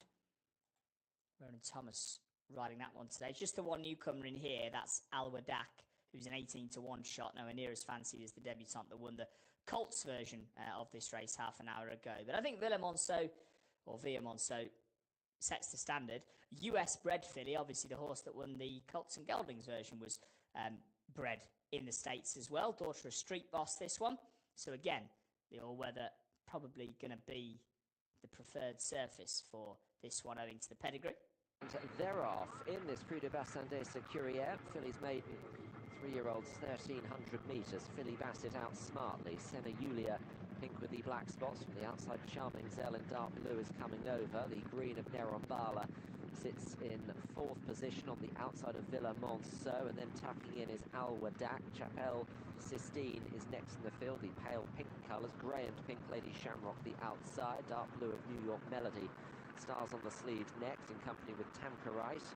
And in rear, Perfect Moon along with Parisa. Philly Basset, Christian de Muro leading the way here on the turn back towards home. Charming Zell is in second. In third place is Villa Monceau, followed by Chapelle Sistine. Senna Julia is next. To the outside is Lady Shamrock, and then Nerombala and Tamcarite towards the inside. Running aside the last 400 here. Charming Zell now held together. Comes to challenge. Philly Basset goes on. Villa Monceau. Chapelle Sistine asked to try and chase down the new leader, Charming Zell, but Charming Zell is in front by about a length and a half here to Villa Monceau in second position. Chapelle Sistine is now starting to pick up ground, but the line is coming very soon, and Charming Zell gets there to win nicely. Villa Monceau second, Chapelle Sistine in third. Senna Julia was fourth. Charming Zell, as the name alludes to, daughter of Zell Zal, who outran her price tag on debut here over a mile, went fourth at 40 to 1. Dropped down in trip today. Just the ticket for Zell Zal. Not going to be 40s again, of Charming Zell rather, but 14 to 1 winner on this occasion. Time to go to Wincanton for 2:15. Last chance for an afternoon play spot this. If you miss out now, you'll have to wait until the Wolverhampton card a little bit later on, but do get those bets on, along with anything else you fancy ahead of race 1. If you're still undecided, here's Racing Radio to point you in the right direction. Let's go over to Wincanton. 2:15 coming up. We've got military amateur riders in this spot, where Thank You and Please is 9 to 4 head of the market. 11 to 4 Western Soldier. Big's Belief is 7 to 2. 9 to 2 Omden Soir, ridden by Lieutenant Billy Aprahamian, taking the 7 off. 5 to 1. Can't blame the trainer. No, exactly. 5 to 1 for Mutard. For the Sid Hosey team. Andrew, look, it's a spectacle of a... Want to stay ahead in horse racing? Join our Telegram channel. Get daily race schedules, results, and real-time market insights. We analyze price movements and focus on data, not opinions. Everything you need in one place. Find the link on screen and join now.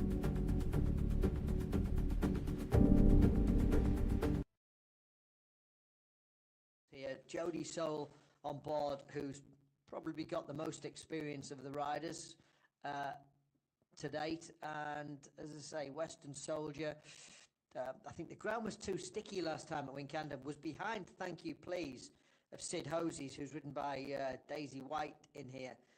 Has got a bit to find with that one, but genuinely for me on the ground's the key factor for Western Soldier. As Jody Soul taking the ride on board Western Soldier, 100 to 30 at the moment. John O'Connell, where are you looking? Yeah, Billy Aprahamian, I'm pretty sure, has ridden the winner of this race before, well, at Sandown.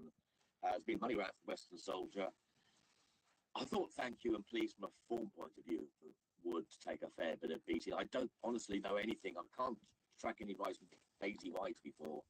I'm going to be with Thank You and Please. The horse might be good enough, but yeah, it's. I don't know why the race actually moved away from Sander, but it's here at Wincanton today. At least the horse is in good nick at the moment.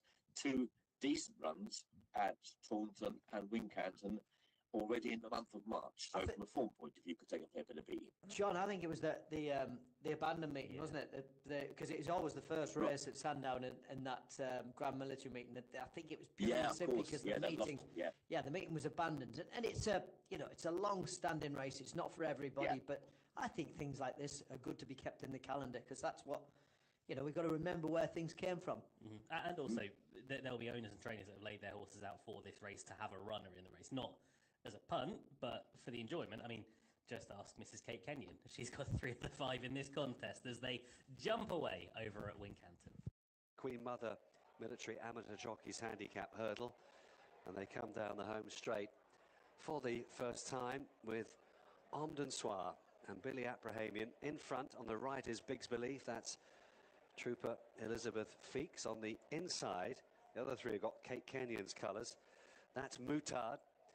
And then the nose-banded runner there is Western Soldier, and the red cap behind them, Thank You and Please, as they skipped over that first of the 8 flights and move on down the home straight for the first time. London Soir coming up towards it now. Oh, terrific leap from him in front, and he takes the field past the enclosures here. Big's Belief on the near side, just getting within about half a length of him, and in fact moving up the inside as well. Moutard with a run up the inside there for Sergeant Nick Oliver, quite keen to take them away from the stands. He takes over then, Moutard, from London Soir, who comes back at him on the flat as they move up the side of the track. Big's Belief on the outside, and then the red cap of Thank You and Please in the hands of Officer Cadet Daisy White. Daisy had a winner in a Hunter Chase the other day at Ludlow. She's just dropped back to last place now. Western Commanders in the noseband. Down the back straight they go. 4 flights down the back. And just touching down in front there with a narrow advantage was Big's Belief. Now passed again by 3 others as they move on towards the second down the far. So Big's Belief has just dropped right back to last now. Up front, Western Commander. Western Soldier, rather, in the hands of Bombardier Jody Soul is probably just about in front as they move down the far side on towards the 3rd flight down the. Oh, it is unseated. Oh dear, and has brought down behind them as well. Thank You and Please. Oh dear, that is just watching the 2 jockeys. They're still down, unfortunately. Hopefully they'll be up on their feet again shortly. Meanwhile, it's Omden Soir who goes on from Moutard and Big's Belief. 2 horses are galloping on riderless as they move down towards the end of the back straight. Moutard just in front for Sergeant Nick Oliver, pressed on the outside by Omden Soir and Billy Abrahamian, former lieutenant in the army, and they move down the side of the course with Trooper Elizabeth Feeks in 3rd place, quite a way behind them on Big's Belief. Good duel up front then as the runners come down the entrance to the home straight now. 2 riderless horses carrying on. We'll give you an update hopefully soon about the 2 riders, but they're coming down towards the last 2 flights here. Omden Soir beginning to serve it up now to Moutard, and Big's Belief is outpaced behind in 3rd. The second last coming up now for Omden Soir, comes towards it, skipped over it well, draws up by about 3-4 lengths clear of Moutard in 2nd. Big's Belief trying to close down in 3rd place, has got about 5 lengths to find, but the final flight is in sight now for Billy Abrahamian and Omden Soir. Comes towards it now, just hit the top, but got over it okay, and he's clear by about 8, 9, 10 lengths maybe, and Omden Soir is going to come home here and win his 4th race over hurdles in the hands of Lieutenant Billy Abrahamian. In 2nd place, Moutard.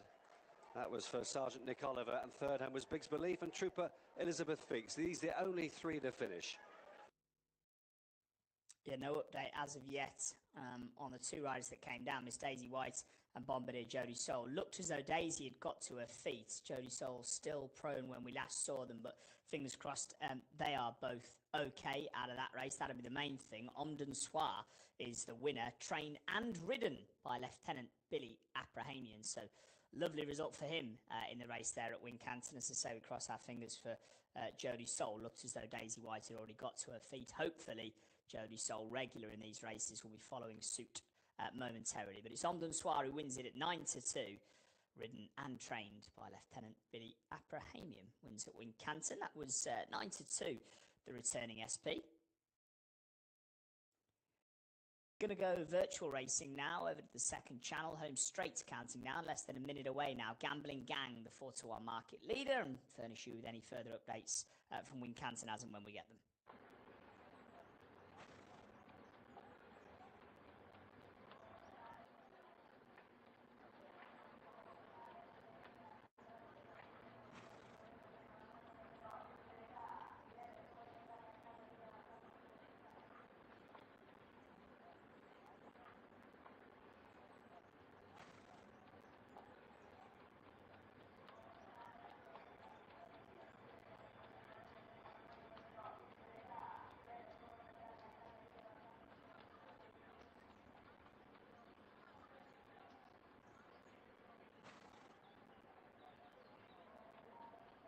No more bets.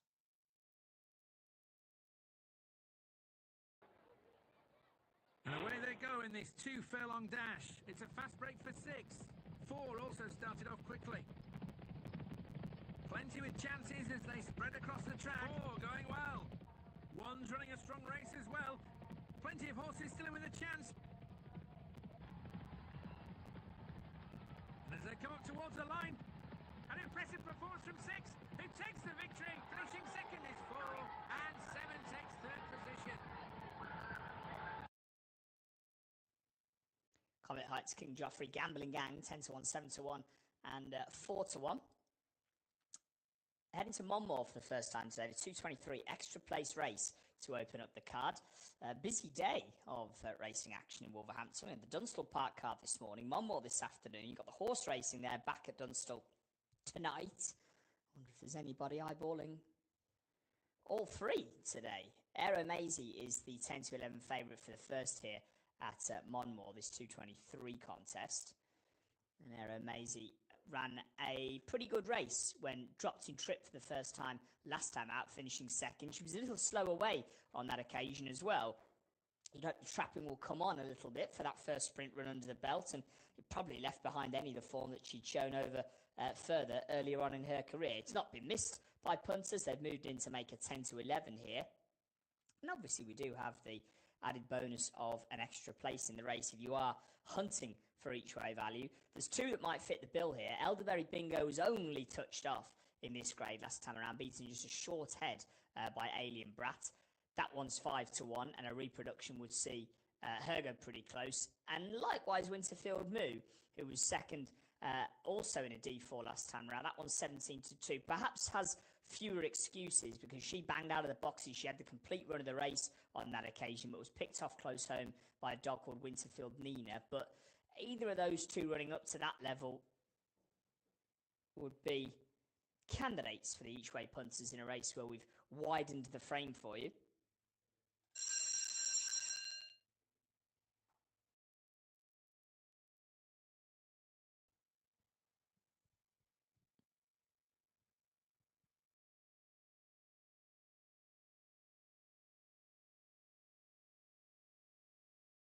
And away they go racing. And 3, Aero Maisie, the favourite, was by far and away the worst out of the boxes. The rest of them got off to a decent start. Aero Maisie has her path blocked and she won't be winning. It's Elderberry Bingo who has the call round the turn. Longacres Vinyl on the shoulder is having a good go. Elderberry Bingo, Longacres Vinyl in at photo. They go past together. 5 and 6 will have to be pulled apart by the judge at Mmore. Get you the confirmed winner and, of course, third place as well for each way punters at Mmore, but the race will live long in the memory if you're on the favourite there. Aero Maisie, slow start, path blocked, just didn't go right at all. We'll go to Suffuk Downs next for the 2:26, and after this on the main channel we'll head back to Kempton. If you are interested in the Compen race, the 2:22, going to show you that on the second channel. Mon Petit Prince and Happy People are the 3-1 joints there for another wide open looking race at Compen. We've had a few of them today. But this is Suffuk for the first time. Savannah Cola, 15-8 in trap 1. Savannah Bell, 5-1 in 2. 3 vacant. Light Up the Dark is 5-2 in 4. Bally Slow Hero, 3-1 in 5. Lily 68 is 4-1 in trap 6 at Suffuk Downs. Savannah Cola, the favourite, on a hat-trick. Couple of convincing successes. Won an A5 2 starts ago. Followed that up by winning an A4 on the next run. Took 11 spots off the watch as well. That day did Savannah Cole, daughter of the mighty King Sheeran. And that's represented a BRT. So is in fine fettle at the moment. There's not a lot between most of them on the clock. But the fact that Savannah Cola arrives here in peak form, an obvious positive.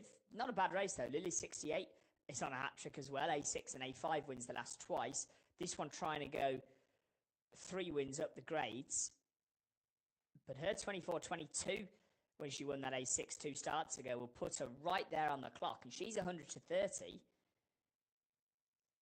Lights Up the Dark also won an A5 recently, but is disappointed in this grade the last twice. I think this race revolves around the bookends, really, 1 and 6. Posts see it that way as well, actually. They've got those two in the forecast. I'd maybe be inclined to reverse it up, though. I'm not certain that it's Savannah Cola who wins over Lily 68, but I think they're the two big dogs in the race. About to be sent on their journey at Compen, Mon Petit Prince and Happy People, the 3-1 joint favourites. They will be away momentarily on 2.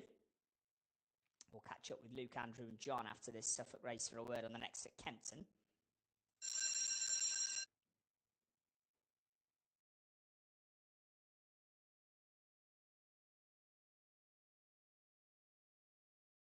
And often as they race at Suffuk Downs, and 1 out fast leads up early here from 6. They can 4, 2 and 5. They go round the bend and it's 1 and 6 disputing the lead. 4 trying to come in between rivals. They go down the back straight and 1. Savannah Cola with a lead of a length over 4. Light Up the Dark in second place. Then comes the 6, 5 and 2. 1. Savannah Cola just holding on here by a length or so from the 4. Light Up the Dark as they come up towards 1 line. 1 extends the lead. Savannah Cola wins. 1 beat 4 over at Suffuk Downs. 1 beat 4. It goes away of the favourite Savannah Cola, who beats Light Up the Dark into second. Still not off yet at Compen, but I'm sure they will be soon. Got a 5-runner field to solve here at Kempton, the 2:30. Let's hear from Racing Radio. It remains to be seen if one gets a bit of an easy up front. I'm going to take a bit of a chance. I would say a chance is third in Caspari, who I know it was a bit of a soft race he won at Huntingdon at the start of the month. Because the favourite ran no race at all and pulled up. But Caspari got away with some ordinary enough jumps to win. The bare form isn't good enough. But I think the drying ground will help even more for Caspari. Nice horse in the pedigree, who were perfectly good on sound surface, the likes of Lucia and Hooper for Nicky Henderson. The step up and trip shouldn't be a problem either. So there could be better to come from Caspari. There'll need to be for sure. I wouldn't be surprised to see Caspari give the big tour of the market a bit of a race. So hopefully, with the ground to suit and the longer trip, Caspari may just edge it. Yeah, it's bred to be very good, Caspari, as you say, John. But he's now they have to show it on track because let's say the first couple of efforts have been up and down, but last time was far, far better. Andrew, where are you looking here? I think I'm going to stick with the favourite, Fountains Blenheim. Just think that the drying ground is a big, big plus. And this trip is probably about ideal as well. That this, like say, soft ground, put a line through that form at Doncaster, just loose January form. You know, horses can put in quiet runs after that. Had a good break as well since the last run, and I'd say we'll probably end up making the run in and might just get a soft lead. The jockey on board taking 7 off as well. They say I look at Fountains Blenheim and think, yeah, light frame type, top of the ground will be perfect, and yeah, I'll pop out and just roll away in front. Caspari, I agree with you.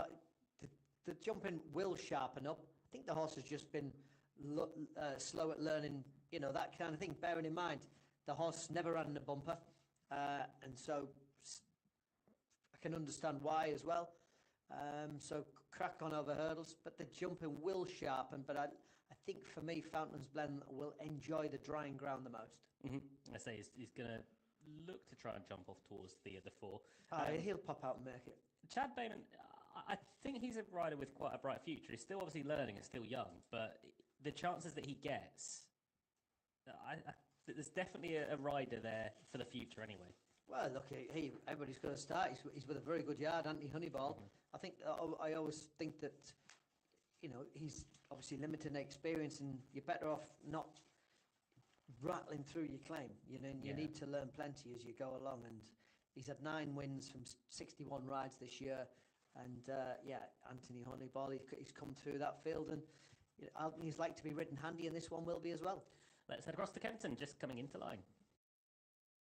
Of them get going here with 10 hurdles to jump in this Virgin Bet National Hunt maiden hurdle. And as they run down to the first of those, the almost all yellow jacket of Fountains Blenheim is the narrow leader. Wider on the course, the longest priced runner, Hello Tom, and the dark jacket, the white sleeves, as they take number 1.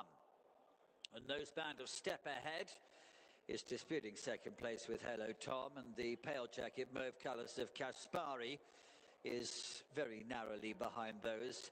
As about a length then to the royal blue of Testing Patience, the back marker of the quintet, as they come to flight number 2. Jumping over it now and touching down about 6-7 lengths first to last, and they make their way towards the home turn for the first time. It's a length and a half advantage for Fountains Blenheim, the yellow jacket, the purple stars. From Hello Tom, won the best turned out award, dark jacket, white sleeves. Against the running rail is Kaspari in the mauve and yellow. The yellow and red next to Kaspari is Step Ahead, and maybe 1 length behind those to Testing Patience in the blue and beige colours, 3 from the running rail, narrowly the back markers. They've completed first 5 furlongs and well inside their final 2 miles, and they run down the straight on towards flights 3 and 4. So Fountains Blenheim continues to be the leader. Jumps 3 by round about a length and a half in the centre of the chasing cheer. It might just have been that Step Ahead put his feet down in second place. Towards the right is Hello Tom. Furthest from us is Kaspari, the chestnut. And behind these is Testing Patience as they jump over number 4. And now they'll race to the winning post and have a circuit and 6 more obstacles to take. So Fountains Blenheim continues to lead. Yellow jacket for Chad Bayman. Tom Bellamy on Hello Tom runs in a definite second position as they make this right-hander away towards the far side, and will be almost 3 lengths behind the leader now. Up against the inner running rail, James Bowen on Kaspari. Yellow cap on a mauve jacket, maybe even taking second place, cornering well. And red and yellow colours for Kieran Geffings on Step Ahead continues to be between those. Keelan Quinn, Testing Patience. Want to stay ahead in horse racing? Join our Telegram channel. Get daily race schedules, results, and real-time market insights. We analyze price movements and focus on data, not opinions. Everything you need in one place. Find the link on screen and join now.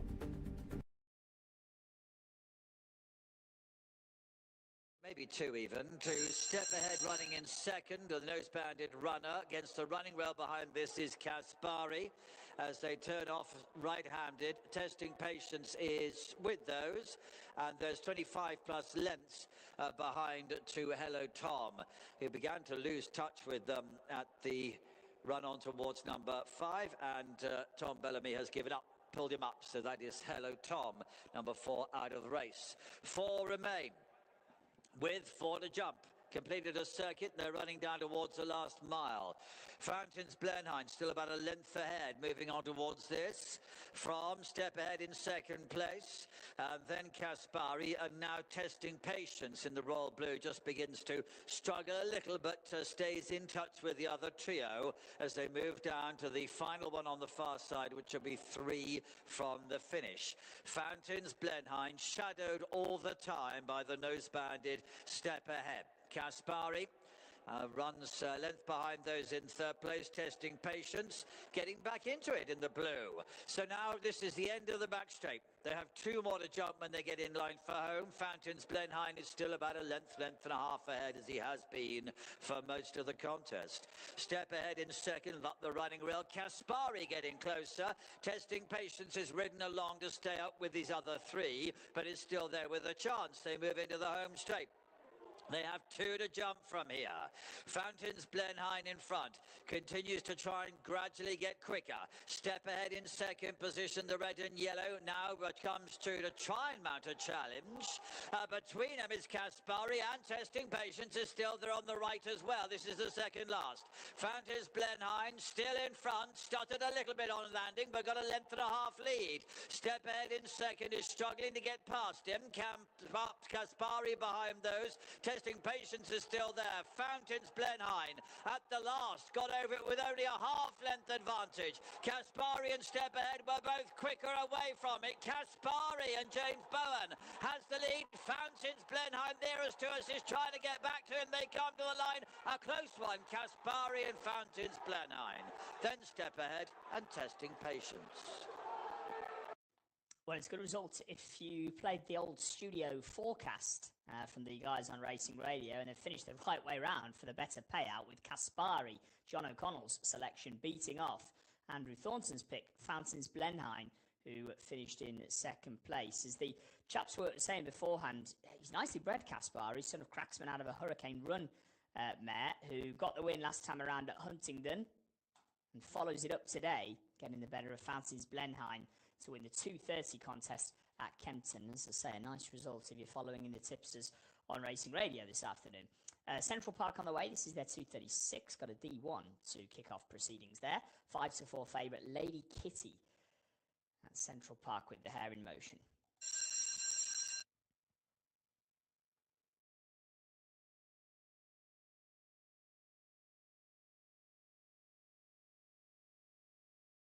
Away racing, and like a bullet from a gun goes the 5-dog. Linda's Rocket came out under the bars, but is quickly joined by Lady Kitty and Hinton. Lady Kitty trying to go on now. The 6-dog Insane Sam making up some ground on the outside, but it's the favourite. Lady Kitty who leads to the line. Linda's Rocket in second place. Can't quite cut her back. Lady Kitty beat Linda's Rocket 1 and 5.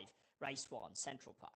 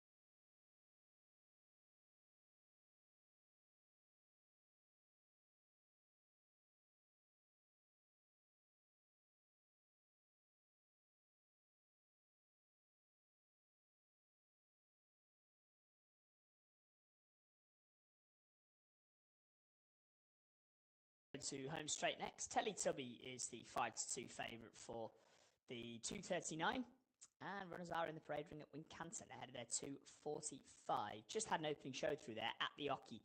Tops the betting at 11-4, but we'll get a home straight first.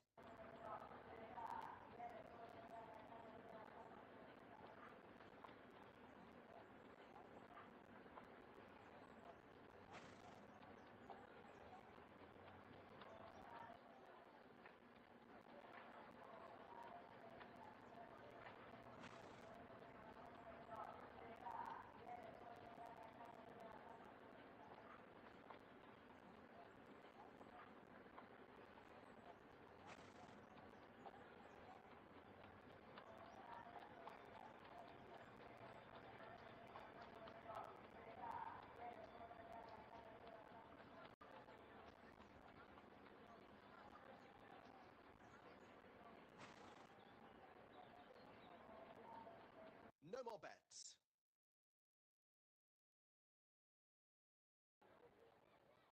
And away they go. And number 10 got off to a flying start. And 12's come out running. This one's wide open so far. 2's rallying on. 4's threatening to run a strong one. And trying to rally on is number 1. And as they enter the final stages, an impressive performance from 1 who takes the victory. Finishing second is 10 and 2 in third. 7 to 1, 10 to 1, and 5 to 2. The SPs at home straight. Bingo Stingo was the winner there.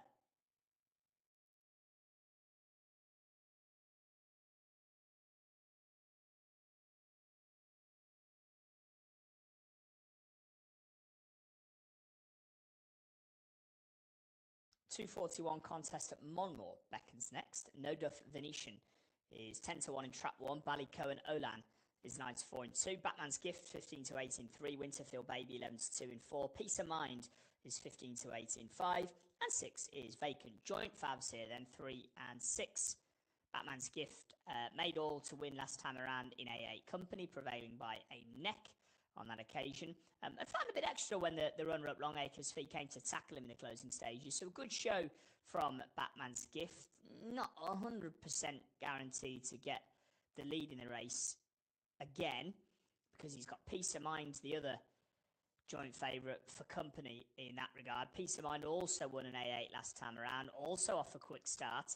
Indeed, his split was actually 1 spot superior to Batman's Gift, and I think the overall strength of that race was better, given that his quicker split didn't even give him the early lead. He won by further, he won in a better clock. So for me, Peace of Mind, the clear choice over Batman's Gift in terms of the joint favourites here at Mmore, and they probably are the 2 key dogs, really. But let's find out if that line of thinking is in any way, shape or form correct. We'll be over to Wincanton after this. John gave us the winner of the previous race. Andrew gave us the runner-up. So let's hope for more success when we head back to Wincanton.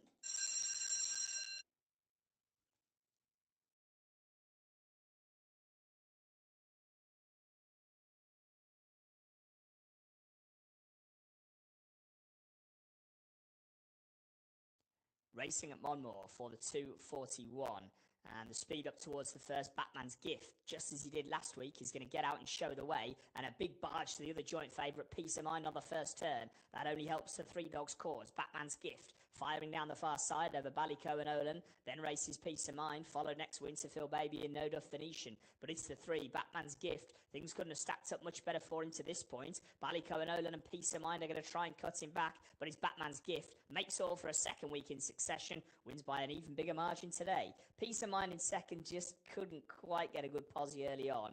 3 and 5 at Mmore. Now time for Wincanton, the 2.45. 3 minutes to post time, back to Racing Radio. The market leader, who's 5 to 2, 3 to 1, Mr. Griffiths, Kells Priory at 8 to 1, 17 to 2, Jathalui, Miss Goldfire, 17 to 2, 10 to 1, Balboa, 10 to 1, Striking Opposed, 14 to 1, Juliu at De Grisse, Jack Spratt at 16s, Our Dillon, 22 to 1. The outsider of the field, Andrew Thornton, your nap is running in this contest. You're going with a bigger priced runner in Balboa. I am. I just think that the trip's an interesting angle. Stepping up, Paddy Barlow on board. So the horse has only ever won 1 race in his life. He was around about a 12 to 1 chance this morning. I thought he was overpriced at that. Decent ground I thought would help, and this time of year as well. So he's been running in some solid enough handicaps recently, and the handicap has given him a chance, dropped him down to 105.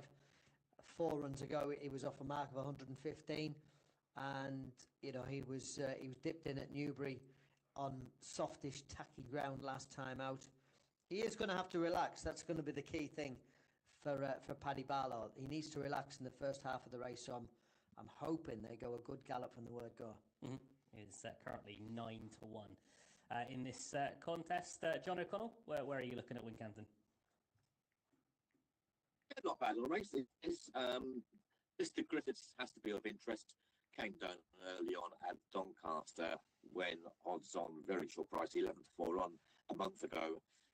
Spared a hard race, if nothing else. But the thing is that they were running, because also bolted up at Warwick the previous week. They were running £12 well in, So they felt obliged to run. You can't blame them at all, but always came down halfway.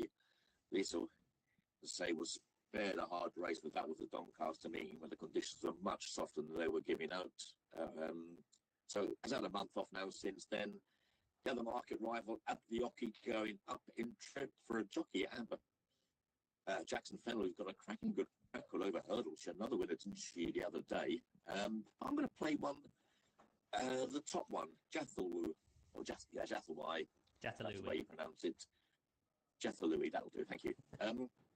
Yeah, but I know that the fact that the horse is a 12-year-old can put people off and nearly put me off, but just looking again, those with David Maxwell, and ended last season when last saw the horse just about a year ago, running a good race at Newbury, ran third with David in the saddle on that occasion, off the track for the best part of 11 months. And I thought ran really well on comeback at Taunton. I think realistically that was about as good as I could hope for. Finished third, only beaten less than 4 lengths. The first and second have both won races since. So although it was only the same grade as this ordinary enough grade, it's not a bad run. That should have put the edge on Jathelwoo. So despite the old boy, I'm going to go for Jathelwoo under Jack Stenhouse, who's had plenty of rides and plenty of experience. For a yard, who had 4 runners at exit yesterday, 2 won, and 2 were beaten a short head. Is currently 15-2 in the market. Jack Stenhouse taking the ride. At the Ocky, 11-4, 130 for Mr. Griffiths. I thought Andrew, Mr. Griffiths was interesting, the O'Neill runner. Obviously came down last time around, but before that was in great form. Yeah, look, as John said, you know, it was a quick turnaround at Doncaster last time. He was flipping 3. He was 3s on, but things didn't go according to plan. So, and you know, he's been given plenty of time to get over that. Plenty of time to get over the fall, but also the fact that it was a quick turnaround and their hands were tied by doing so. You know, the one thing you've got to take into account with him, it's going to be slightly quicker ground than what he's been winning on, from his perspective. But yeah, the one that I did probably agree with John. I think, you know, Amber Jackson Fennell, she's ridden a bit for Nigel Twiston Davis, getting so much more experience now. She was riding for Charlie Post. Point of pointing, I think that horse, decent ground, is a big plus for at the Ocky. He will enjoy that. You know, his 2 wins have come on that kind of surface as well, and she's gaining more experience as well. But I'll go with Bill Bauer. We are just about set. Let's go to Wincanton. Side of race day, April 1st, amateur jockeys handicap hurdle. To the first flight, they jumped this flight 3 times, and Jules de Grisset on the outside in the hands of Sean O'Connor, alongside Miss Goldfire in the green and white hoops. Up the inside there is Striking a Pose, who goes on. Racing behind them, Jack Spratt on the rail. Blue and yellow quarters, that's Mr. Griffiths. Between them, Jathelwoo. Wider out then to Kells Priory. Balboa is held up behind Jathelwoo on the inner. Our Dillon. And last of all is at the Ocky, who's up in trip today, being given every chance of getting it by his rider, Amber Jackson Fennell, as they move away towards the back straight for the first time. They'll be jumping 13 flights here, so just over 2 circuits of the track. So Striking a Pose and Richard Upton with a narrow advantage from Miss Goldfire and Hugo Hunt in second. And then Jules de Grisset, who took that in 3rd place, in the hands of Sean O'Connor. Next comes Jack Spratt. Gina Andrews on board, the grey and yellow colours. Jathelwoo follows with Mr. Griffiths. Jack Stenhouse with Freddie Robson on just his 3rd ride in public. Freddie on Mr. Griffiths. Blue and yellow quarter jacket. Wider out than Kells Priory. That's Jonathan Rees in the red and blue colours as they cross over the next. Balboa is on the inside, the maroon and white hoops there for Paddy Barlow. And he's held up at the back of the field with our Dillon, Josh Newman. And looking on still is at the Ocky.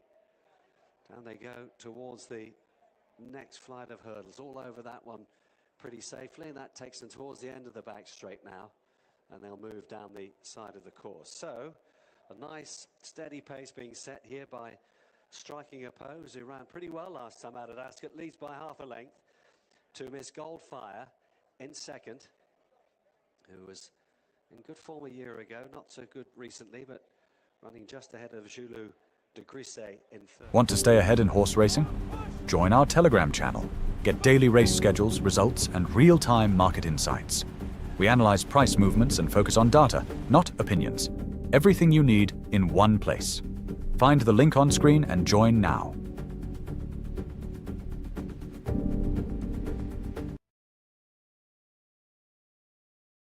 Straight they come towards the sixth flight now, the two in the home run, the sixth flight of the 13 here, striking a pose alongside Miss Goldfire.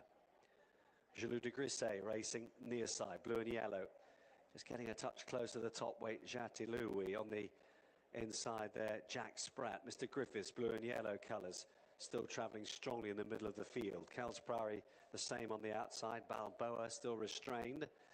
He's another one up in trip today, as indeed the horse alongside him, Our Dillon and At the Ocky. So the three that are stepping up, being given every chance of getting home here with a circuit to go in this Class 4 amateur jockeys handicap hurdle, and only about 6 lengths would cover the field as they move away from us and head up towards the side of the course once again.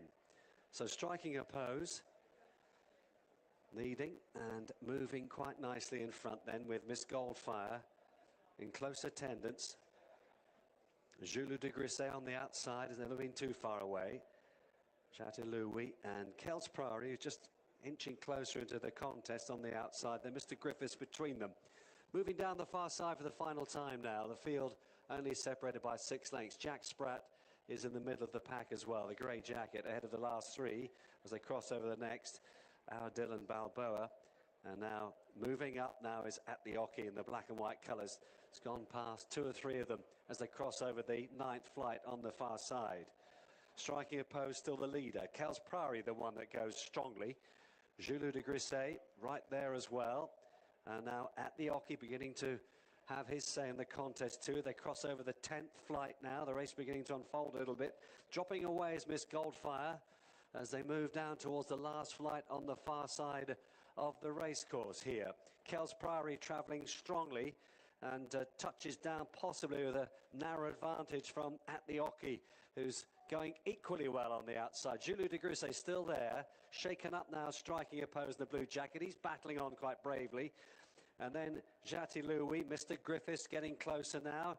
Jack Spratt on the inside. Our Dillon now being asked to pick up these leaders. Under pressure, Balboa, as they move down the side of the course, down towards the entrance, which will bring them into the home straight. And Kells Priory is in front for Jonathan Rees. But At the Ocky and Amber Jackson Fennell on the outside going well. Behind them, still battling away, striking a pose. Coming under a drive, Mr. Griffiths. So too is Our Dillon on the right as they come down the home straight, spread right across the track. Jack Spratt up the inside, not without a bit of a chance either. This is an open race. They're coming down towards the second last. At the Ocky beginning to serve it up to them now, though. Our Dillon goes into second under Josh Newman. From in third place under Josh Newman. From in third place then Kells Priory. Balboa sticking on gamely with Mr. Griffiths as they move down to the final flight. And it's At the Ocky who's got the advantage.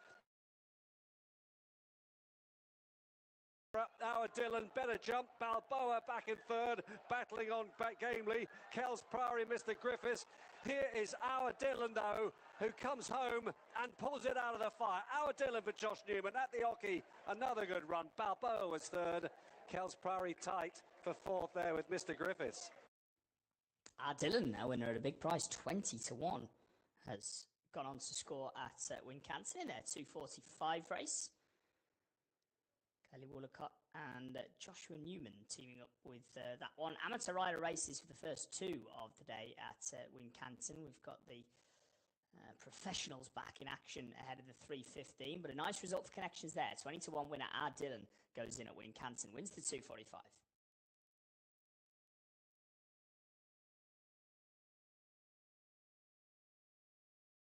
Central Park is on the way next. This is the 2:54. Princess Pipsy is 4-1 in trap 1. Dealish Millie 11-4 in 2. Ebony Trends 6-1 in 3. Insane Ness is 10-1 in trap 4. Glasheen Mist 11-8 in 5. Flying Glenbrook is 6-1 in trap 6. Glasheen Mist is down to the basement grade today, having ran D1, D2, D3, D4 all through the course of her career. So dropping to a career low spot today, but it does look as though she needs it based on recent runs.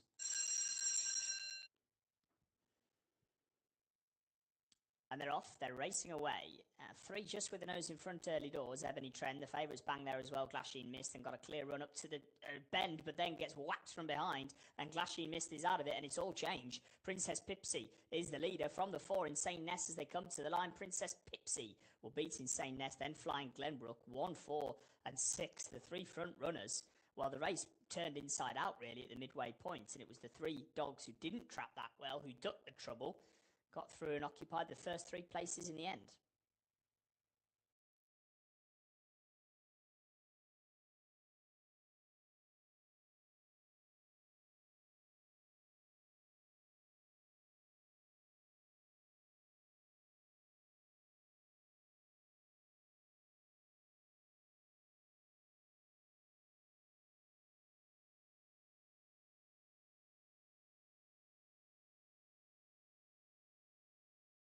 Now, been a little bit of a delay at Sunderland, so we're running around about 10 minutes behind time now. Should only affect the next couple of races. This one due off 2:57, the 3:07 due off at 3:10, and then they will hopefully be able to resume to advertised off times following that.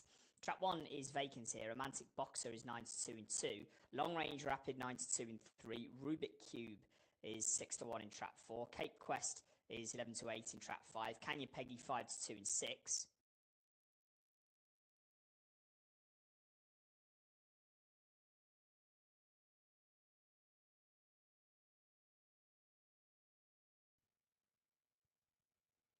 Cape Quest, the 11-8 favourite from the 5, has got a lengthy absence to overcome.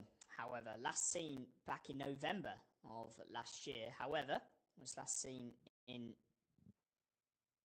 A1 company. This is a D2. Greyhound, though, who hasn't got winning form over the sprint trips, but did place in a couple of Cat 3 opens over the 2 bends here at Sunderland back last autumn. So those runs would encourage, but obviously the layoff and the drop-in trip combined, a little bit of an issue. He's had a couple of solo trials over this trip in preparation for this. The times have not been anything too flash, but the weight of support ahead of this comeback run is notable. 6-5 here for Cape Quest. Not the only one who's back on track for the first time since November. Those comments apply to Romantic Boxer as well, who we haven't seen in a good while and was also last sighted over further. Those with recent worthwhile form in this kind of grade, I think are 3 and 4, who are bigger prices here. Long Range Rapid in Trap 3 at 5-1 probably be the pick. Good second in D2 company last time around.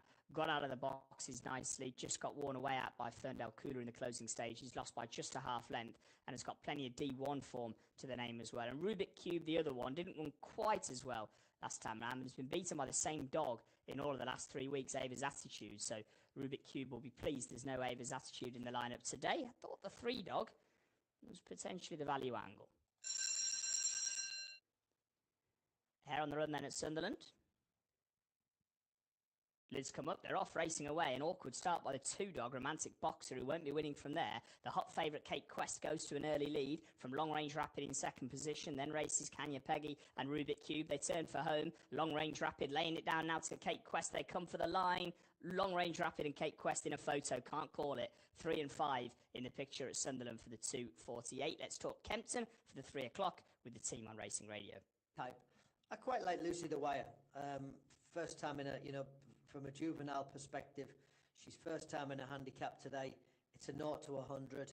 She gets the weight allowance with just being a 4-year-old at this time of year. Better ground will definitely be a positive. Even though she won at Leicester, I think she won despite the conditions. The jumping was a little bit sketchy. She has improved as time's gone on.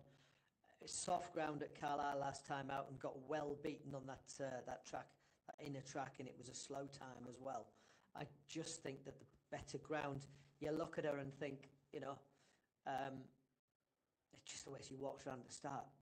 certainly top of the ground is definitely going to be more to her liking than what she had last time. And she's run well enough. I thought that the Haydock run on good ground and Haydock ground all year has been pretty much good ground. It's even when it's been heavy up there, it drains so quickly, that track.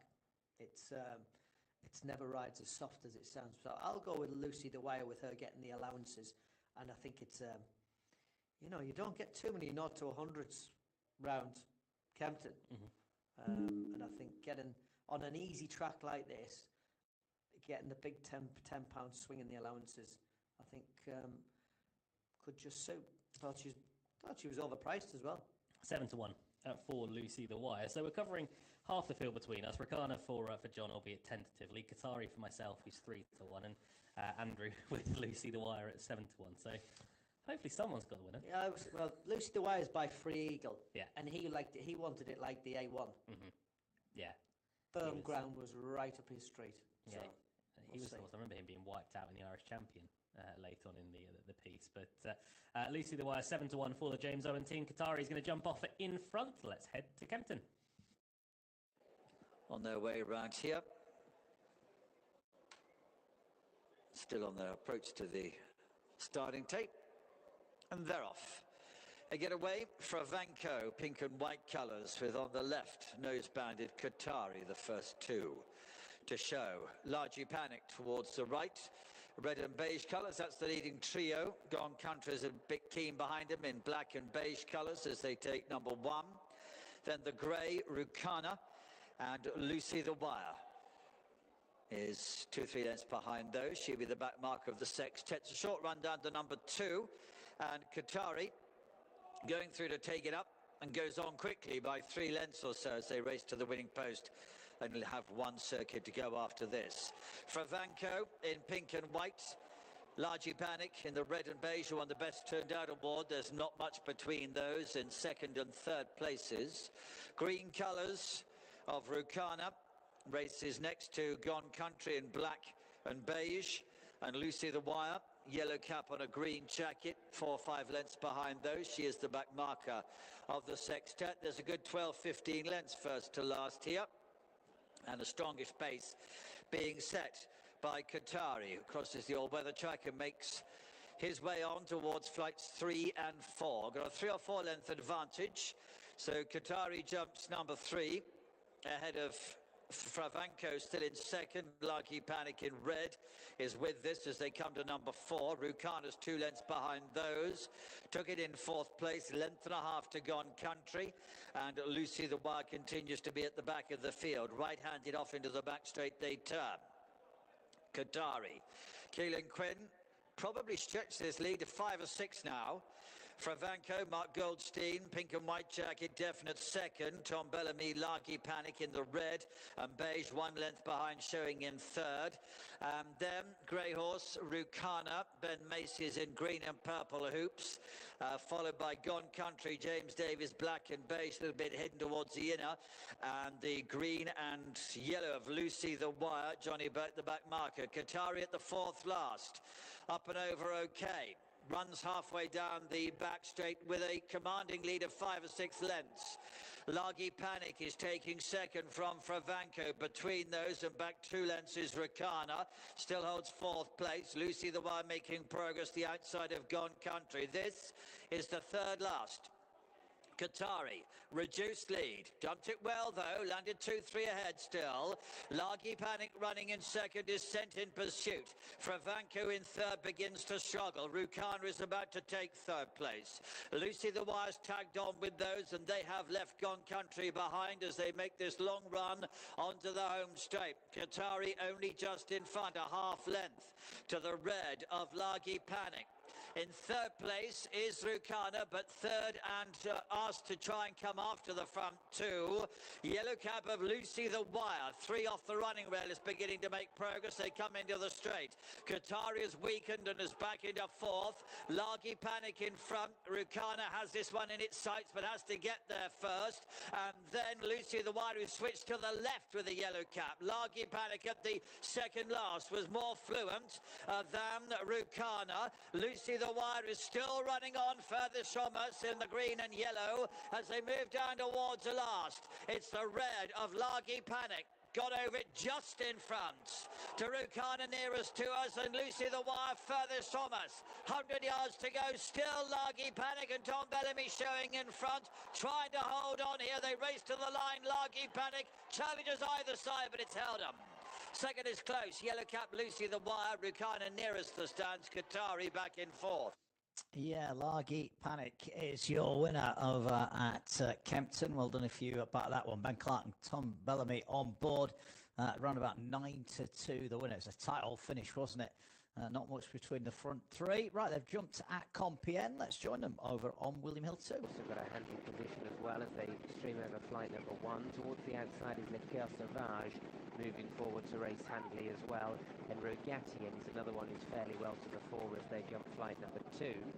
Right out at the back of the field, we've got Nooch and also Kissy amongst the back markers as they now jump flight number 3. And it was on the left there, Le Coeur Sauvage, who touched down just about in front. Princess Julie still right there with Au La Coeur. Over on the right on the far rail is Tutti Bella. Jumped that one alongside the mistake-making winner Horse. Next wave of runners is Tenuta, beige with the red cap, racing in company with Kessies du Granny, who's widest of all. And as they swing around the turn, they're being accompanied by Le Floc Bleu. And next in the field, the white with the red star, Josie Dajon, very wide out on the track at the moment. And then further back at this stage to inside Monlieu. He was racing next to Igloo, closely followed by Esprit Tranquille, and then came Maestrant, who's out towards the back of the field with the maroon cap as they come towards the first flight in the home straight. Watching them all get over. Orange Jacket out towards the rear is Nova Scotia, racing in front of Nooch at this point, and the back marker is still Kissy. Coming down towards the next flight, this is number 6, and it's in the home straight this time. And it's Princess Julie, who will rise just in front of La Coeur Sauvage. They're the front two. Hey La Coeur racing in 3rd place, red and white colours. Far rail in 4th, Tutti Bella. 5th then is disputed between Tenuta and also Kessies du Granny. Winner Horse is in amongst those. Then down on the inside rail in the grey and blue is Nicky Flight. They'll be followed over the next by the purple jacket of Le Floc Bleu. And that one races alongside Nova Scotia, who's made a little bit of headway now. The black sleeves and cap next is Rogatien, being followed wider out by Josie Dajon, and then inside Monlieu, who is racing ahead then of Igloo. That's blue with the red spots towards the rail at the back of the field as they jump the next flight, taking them out over to the far side for the final time.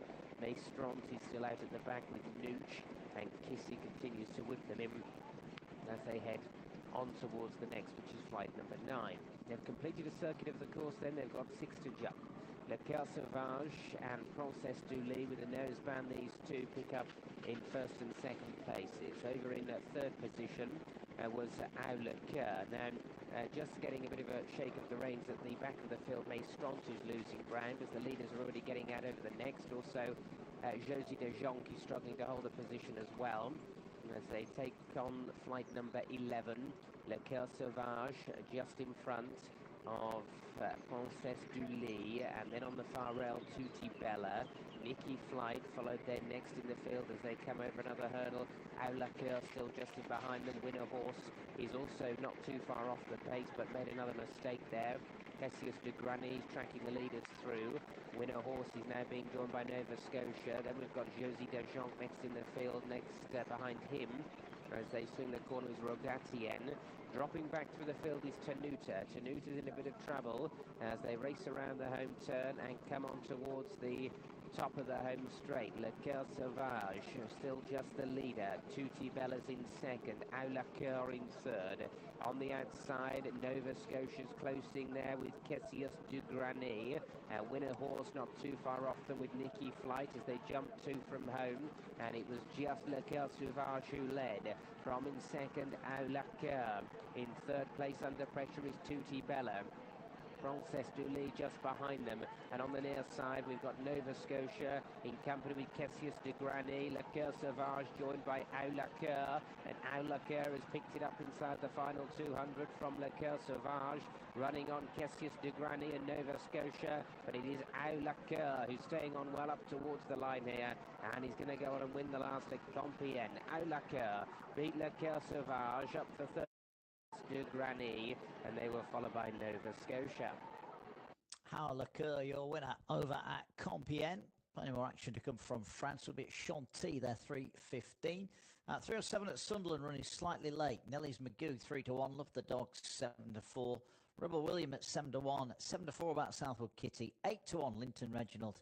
And trap 6 is a non-runner. We'll be going to Wincanton shortly. Mile and 7 maiden hurdles. Stanners Glen, the odds on 10-11 favourite. Kill New Supreme 2-1.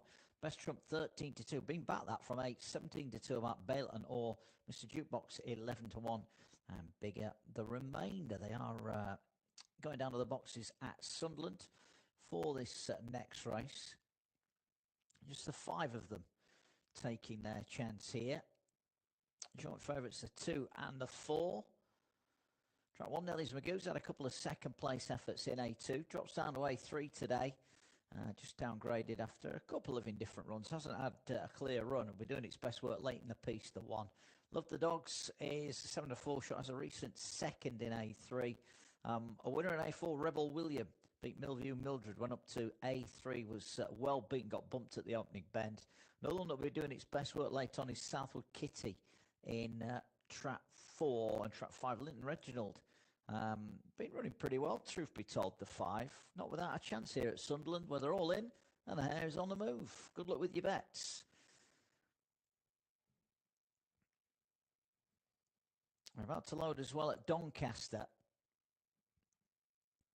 They're away and racing over at Sunderland, and it's 5 who gets the best of the break, but 3's got some early pace, and 2 now shows up on the inside. 2, 3, 1, 5 and 4 tightly bunched into the opening bend. 1 goes on, trouble there for 2 and 5 and 3. And 1 all of a sudden, Nelly's Magoo is left out in front, and Nelly's Magoo will be staying on strongly at the end. It's 1 from 4. Nelly's Magoo from Southwood Kitty, who is giving chase, but he's not going to get to the 1. 1 had the run of the race and wins. 1 beats 4 and 2 over at Sunderland. At Doncaster, they're away and racing. 4 out quickly from 5 and 6. Then comes 1 and 2. It's the 4, Ballyrobin Liz into the bend in front from the 1, Red Brick Rose, and the 5, Drumcrow Bale. It's 4 from 5 on 1. Then come 2 and 6. It's 4 with the lead. Narrowly to 5. Then I get back to 2 and 6. Then comes 1. But it's 4 still on the front end here. Ballyrobin Liz has got the lead. 5. Drumcrow Bell within a length. 2's running on late. It's 4 from 2 and 5 up to the line. 4 beats 2 and 5. Right, horses out onto the track over at Wincanton. Stanners Glen is your 10-11 favourite. That's Kill New Supreme in the red and white quarters there. 15-8, 13-2, and bigger the remainder. Let's join Luke and the team on Racing Radio get their thoughts on the next. Has had the, not going to say obligatory wind operation, but plenty of them do. Running that bumper that Paul Nicholls often targets. He always had a lot of runners at that Badger Beer meeting, doesn't he?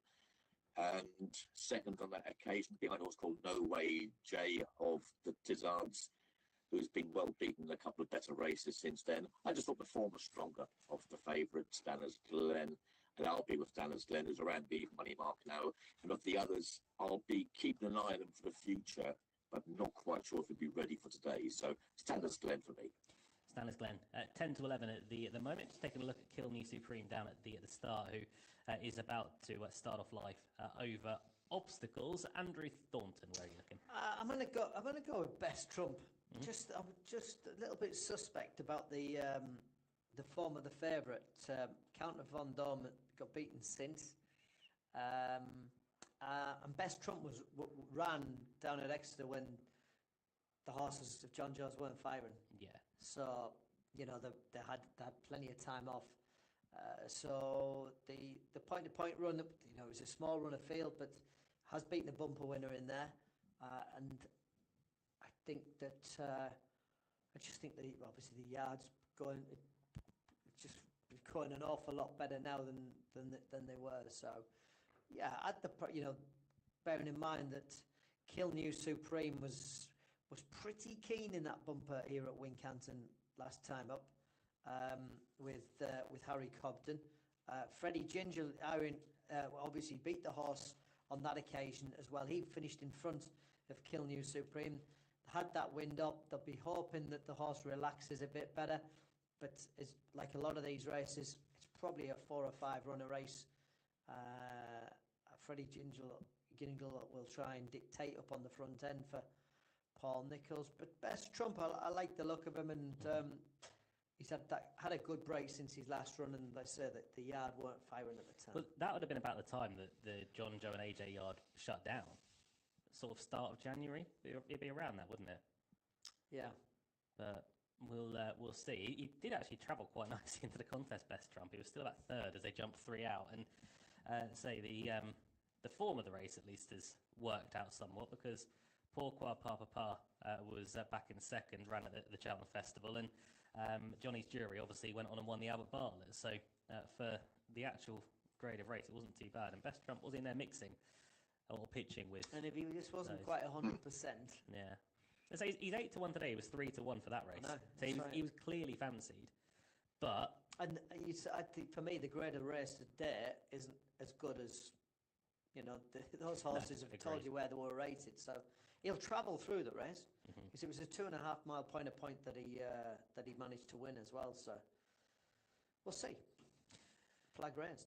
It is. Runners coming out onto the track. They'll face up towards the starter in just a moment. And with that anticipation, we will head across to Wincanton. Being shepherded towards the starter now for this one. They're coming in and they're off. Racing for this Molson Coors National Hunt Maiden Hurdle over just under 2 miles. Moving down the home straight for the first time. And Stanners Glen, sheepskin noseband, red and light blue colours, alongside Kill New Supreme on the inside. The 2 market leaders, with right behind them Dante's Rocco and the black cap, Best Trump and Bahati on the right. They're the first 5 over. It's slightly awkward jump by Bolla and Orr. On the inside there is Bee's Kiss. And then right behind them comes Rust Belter in the blue and yellow quarter jacket. The big grey on the outside is Go Try, who's just settling at the back of the field. 20's Icon in the yellow jacket. Bee's Kiss just lost a blow. Oh, a very strange jump there by 20's Icon. Good sit by Sam Tristan Davis. He's got jettisoned right up into the air there, did Sam. Ash Pryor's out the back together with the grey Mr. Jukebox. So the pace has seen them stretched out to about 10 or 12 lengths already as they pass the judge with a circuit to go. Stanners Glen and Brian Carver takes the field along as they move away from us. Kill New Supreme and Freddie Gingell taking a little bit of a grip in the early part of the race is close up. And then the black jacket of Dante's Rocco is about 2.5 lengths down in third. Bahati is 2 lengths away fourth, and a break of 3 back to Best Trump, who's ahead then of the big grey Go Try, who races behind him alongside Bala and Orr, and then 20's Icon, the 2 leaders skipping over the first down the back. Just starting to, 20's Icon's jumping has gone to bits of the back of the field. Again, another awkward leap from him. The back marker still as they cross over the next. Just watching them get over it. And a mistake from him there was Mr. Jukebox. So they're moving down the back straight. These 2 leaders, the 2 market principals, have got a race to themselves at the moment. They're a long way clear as they go over the penultimate flight down the back straight.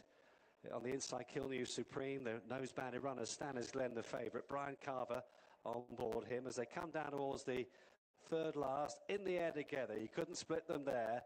And they're about 10 clear of Dante's Rocco and Bahati, who's running a big race at a huge price. Best Trump is 6 behind them.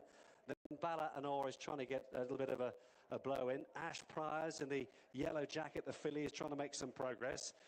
They've got an awful lot to do to catch these 2 leaders, however, who move down the side of the course with a very comfortable advantage, both still travelling strongly.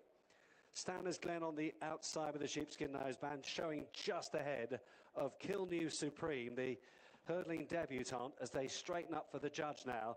About 15 clear, Dante's Rocco back in third place. Coming down then towards the last 2 flights in this Molson Coors Maiden Hurdle here. Stanners Glen now beginning to show his authority here as he picks up pretty well. Down towards the second last. Kilnew Supreme is 2 lengths down on him as they cross over the second last. 10 back in third is Dante's Rocco, then Bala Anor, a Faller Ash Prize when trying to get into it. They move down towards the final flight, and it's still the favourite, Stanners Glen, who's out in front and leads by 3 lengths. Here's the final flight now. He's over it safely enough. In second place is Kilnew Supreme, who's beginning to rally. Stanners Glen having to be worked on here by Brian Carver to make sure Kilnew Supreme running around a bit in second, but Stanners Glen does it. From Kilnew Supreme, Dante's Rocco closing all the way. Bala Anor has run well in fourth place, with Best Trump back in fifth. Yeah, Stanners Glen, your winner at 11 to 10 for Harry Fry and Brian Carver. Right, here on the move at Mmore. They're away and racing at Mmore. 4 away well with 1. Then comes 5. 2 and 3 had a bit of a coming together. It's trap 4, Good Bobcat, who leads into the opening bend. 2 lengths clear of the 5, Lukey B. Then comes the 1 of Bogger Una. It's 4, 5, 1, 3 and 2 as they head off down the back. 4 leading by about 3 lengths to 5. Then comes 1, 3 and 2. It's 4 out in front from 5. 3 starting to make progress. There's really a lot of looking running from there. 4 out in front though has got the lead here, and whilst the pack are closing in, they're not going to get to 4. 4 beats 1, tight for third.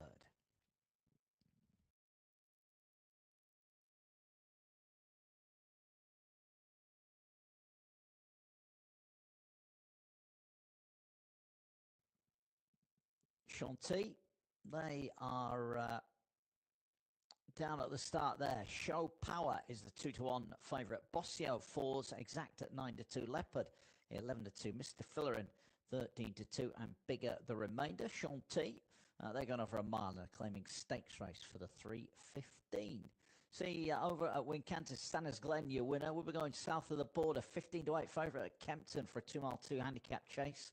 Follows up Wincanton, Stanners Glen, even money the favourite return. Kilnew Supreme at 7 to 4, and Dante's Rocco at 28 to 1. Home straight will be over on William Hill 2.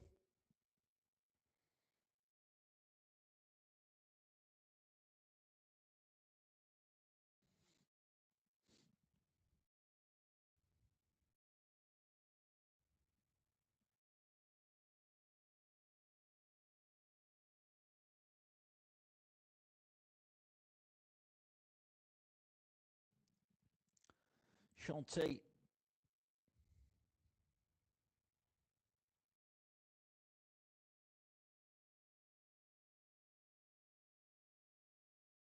At Chantilly. Best of luck if you're playing along here in France. 2 to 1, the favourite. Show Power has been back from 5 to 2. Bossio at 4's exact at 5. Let's get over to Chantilly. Pouilleur, it's a claimer for 4-year-olds and upwards. We're going over 1,600 metres. Non-runner is number 8, Crowdfunding. Favourite at the top of the betting is number 6, that is Show Power on 4. 6.1, number 4, Leopard. 6.5, number 11, Mr. Fillerin. 6.6, number 5, Exact. It's 7.4, number 3, Bossio, and it's 13 Barlows. Favourite here, Show Power, representing Malun Favrier. Has won 2 of 19 races, won a claimer at Marseille Vivo in February before finishing 5th at Lyon-les-Soins last time out. So not a regular winner by any means. His other win was at Compen in January of last year. That was in a handicap. 3.8 now. On 6 is number 4, that's Leopard. Antoine Amelin taking the ride. Winner last time out on the turf at Saint-Cloud. That was 13 days ago in a claimer over 1,600. Under today's rider. Has won 9 races and has won on the artificials at Marseille Vivo and Compen as well. Just going forward there, that is Brio, who will complete the line for the 5th at Chantilly. They're off. And racing then, another claimer here, 4-year-olds and upwards this time over 1,600 metres. Slowest one away was Like the Wind. Up front, Show Power beginning pretty well and leads early up to Brio in second place. The all-white jacket of Son Vida is racing into third and is in company there with Exact, and wider of those moving up a little is Leopard. They're being followed next in the field by Like the Wind, who having broken a little slowly. He's moving up around the outside of the field in maroon and yellow. Next is towards the wider with the noseband. That's Mr. Filaran. Red jacket, widest of all. Paco races next to Bluff. Red, white and blue. Bossio is second last, and last of all as they turn is Murray out the rear of the field, taking a pretty fierce tug as well. They swing around the turn, and Brio got to the lead and goes on by a length. In second, Like the Wind, back to third, Show Power. Fourth on the outside, Mr. Filaran, being followed by Leopard in dark blue and white colours. Still buried away on the inside, then is Son Vida, is racing in company with Paco, who's on the right in the red jacket. Next in the field is Bluff, being switched right towards the middle of the course. Bossio to come with a run, and still plenty to do at the back of the field for Murray. They quicken on down the straight, then Brio with the lead, pressed by Show Power on the left in the pink jacket, Mr. Filaran. Son Vida trying to pick up and behind them, and Bossio down the outside, but Show Power, having struck the front, is striding out well here from Mr. Filaran, and it's Show Power who will go on and win. Mr. Filaran in second, Bossio up to force a photo for third with Brio, and they were followed by Son Vida. Yeah, there was support for the favourite Show Power, and Show Power is your winner over at Chantilly. Well done if you back that one at Chantilly. Over at Sandy Lanes, Antonio Canova was your winner at 3-1. Bois Soleil was second at 6s. Grove Honor was third at 9s. Chantilly, 6th the winner.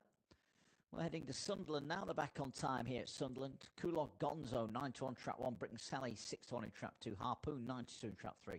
Aldale Bono, 4-1 in trap 4. Lady of Rivendell, 3-1 in trap 5. And Speedy Rita, 39 in trap 6. 5, 6 and 4 for the post. They're about to go into.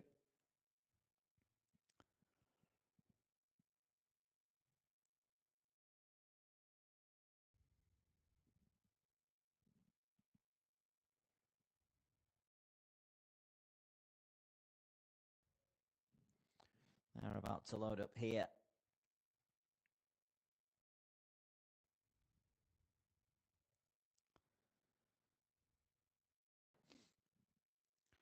For this 3:26, 3:30 at Kempton is a 2-mile 2 handicap chase. South of the border, 2-1. Pep Talking, 4-1. Joe Rebel, 4-1. 5-1. My friend Sean, 11-2. The Last High King, and Denemethy, 17-2.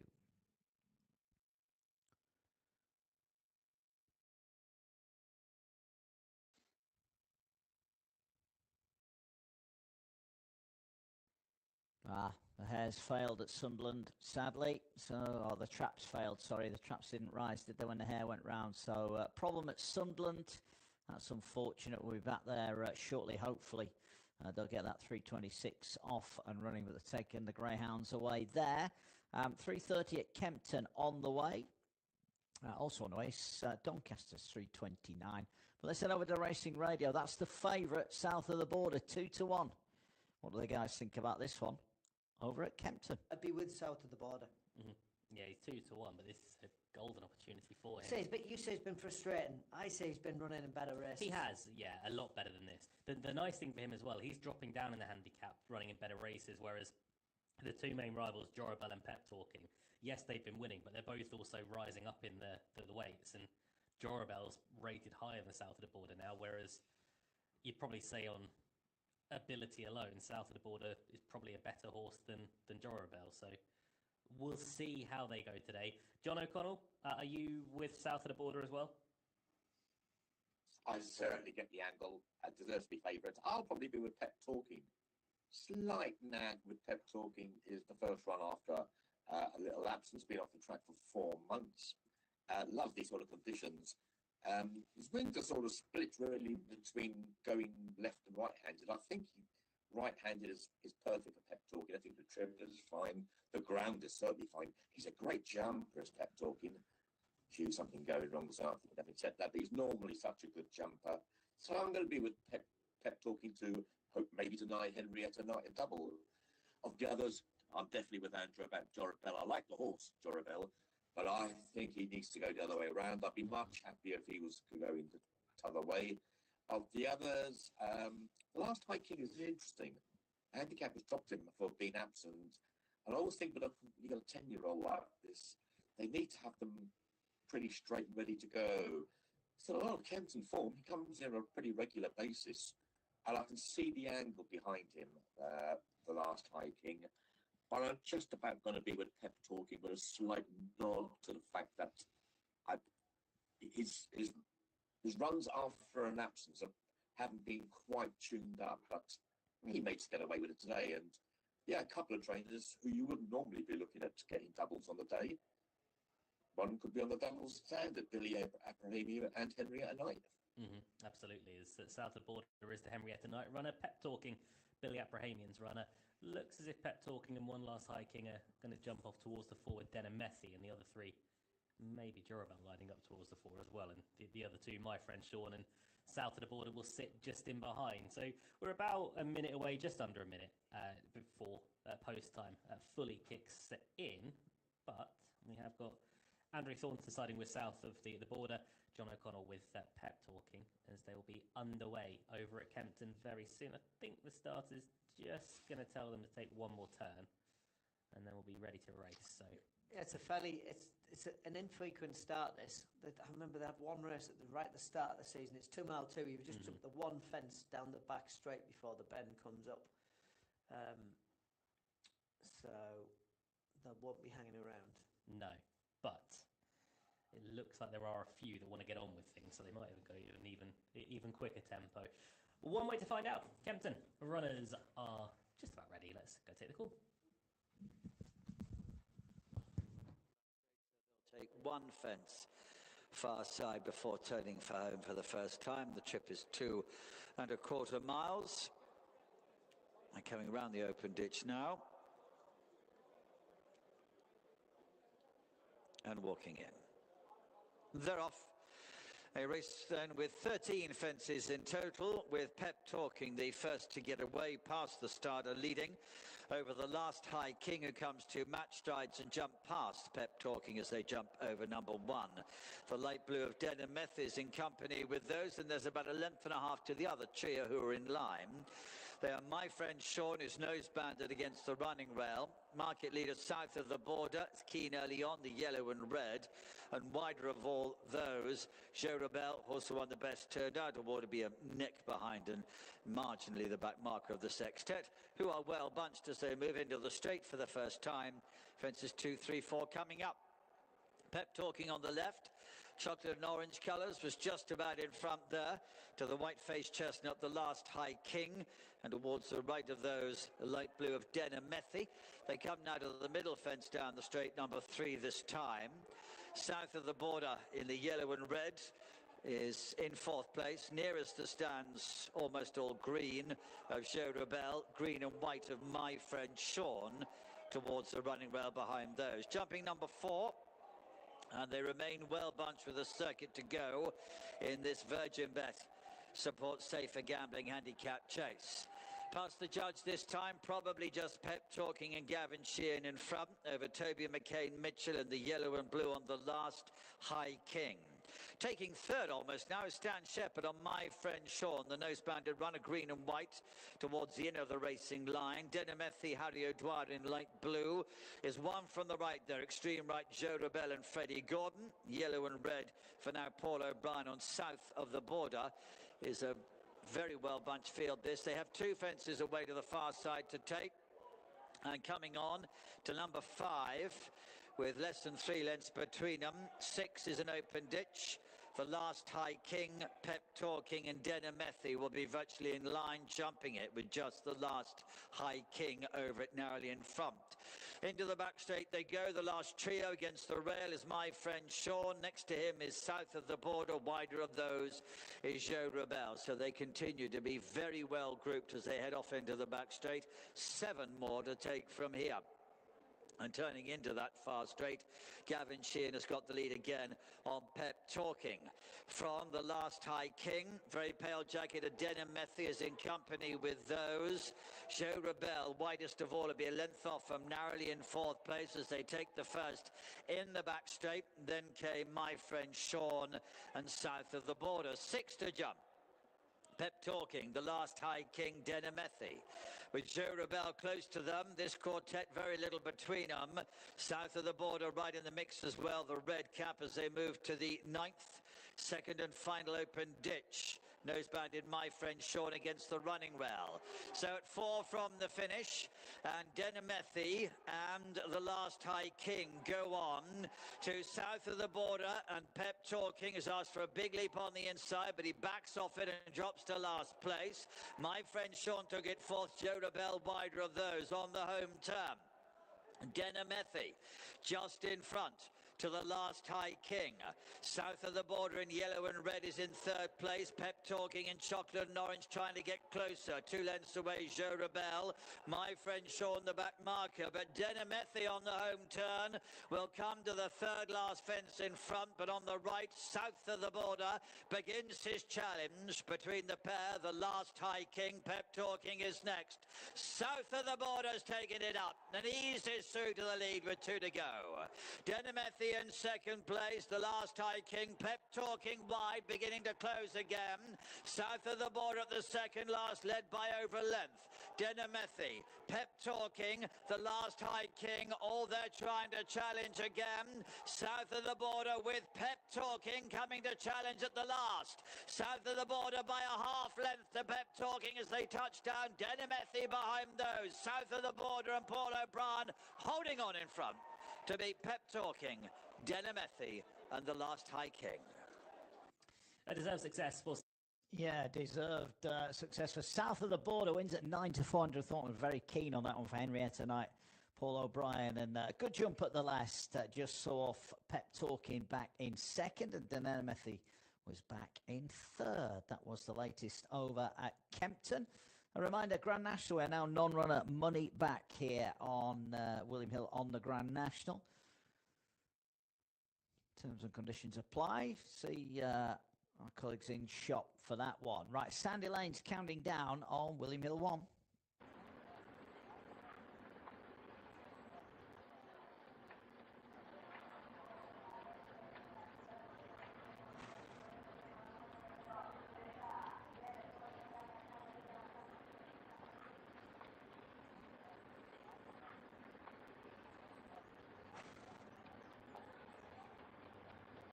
No more bets.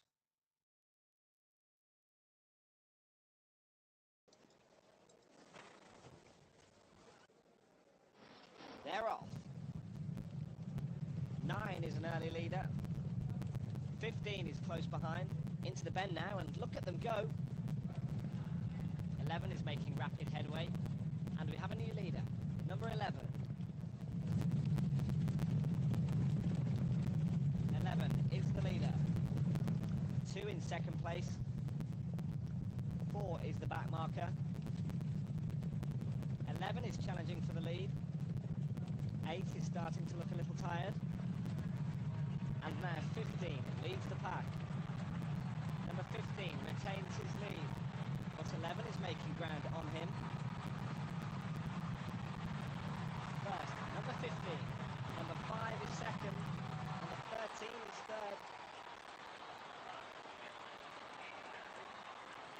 Boogie Nights, you winner at 3 to 1. The favourite there, Bayonne, was second at 14 to 1. Valley Mills third at 8 to 1.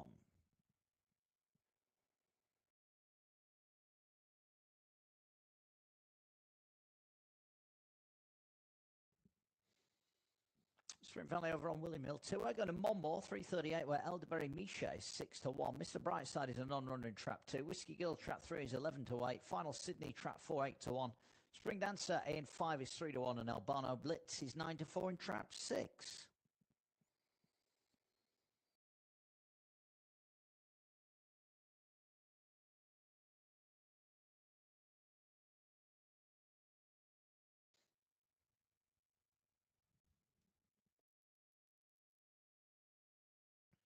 D4 the grade here. Making our way down to the start over at Sprint Valley. Sid Shamrock, your winner. 4 to 1 favourite wins there. Wincanton 347, not too far away. Chantilly 350 as well on the way. Just the 3 of them going at Wincanton. Sage Green 4 to 5. Sanitizer 13 to 8. And Melton Mossy is 13 to 2. Almost 338. They are loading up here for the next.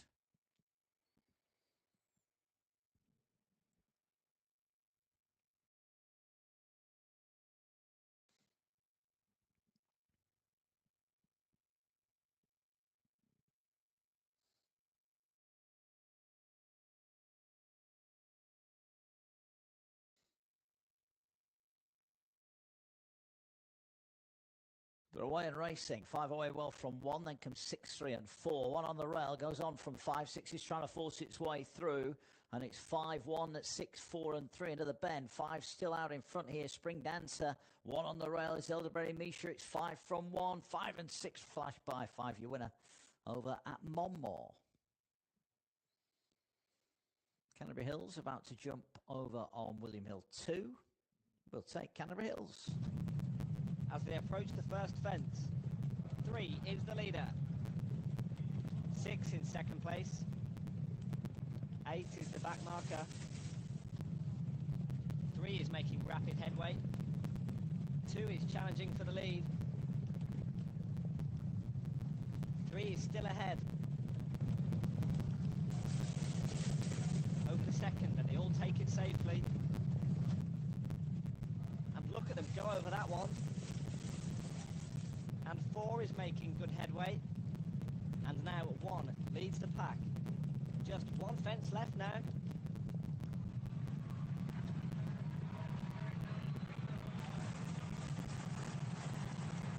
And they enter the home straight with 1 ahead. It's an incredible end to this race, and at the finish we have first, number 1. Number 3 is second. Number 6 is third.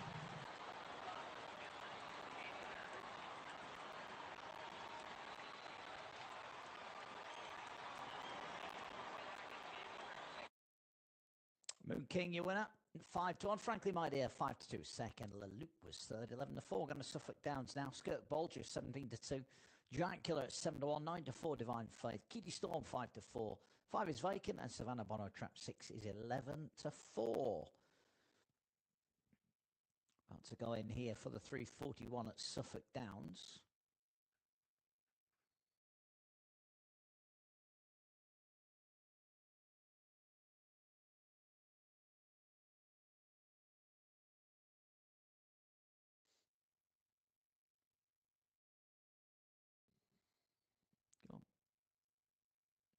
Behind the boxes, just a little bit of concern as they get them all loaded over at Suffuk Downs for the 341. Race 5 on the card. Divine Faith Trap 3, looking for a hat-trick. It's won its last 2. Will it go in again? Let's have a look.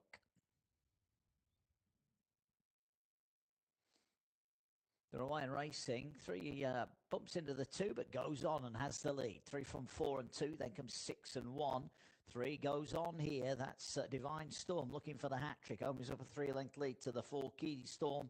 Then comes 6, 2 and 1. It's 3 out in front. No excuses from here. Trouble in behind for the 4. 3 left well clear off the bend. 2 is giving chase with 6. But 3's going to win. Hat-trick for Divine Faith. 3, 2 and 6. You're in at Suffuk Downs.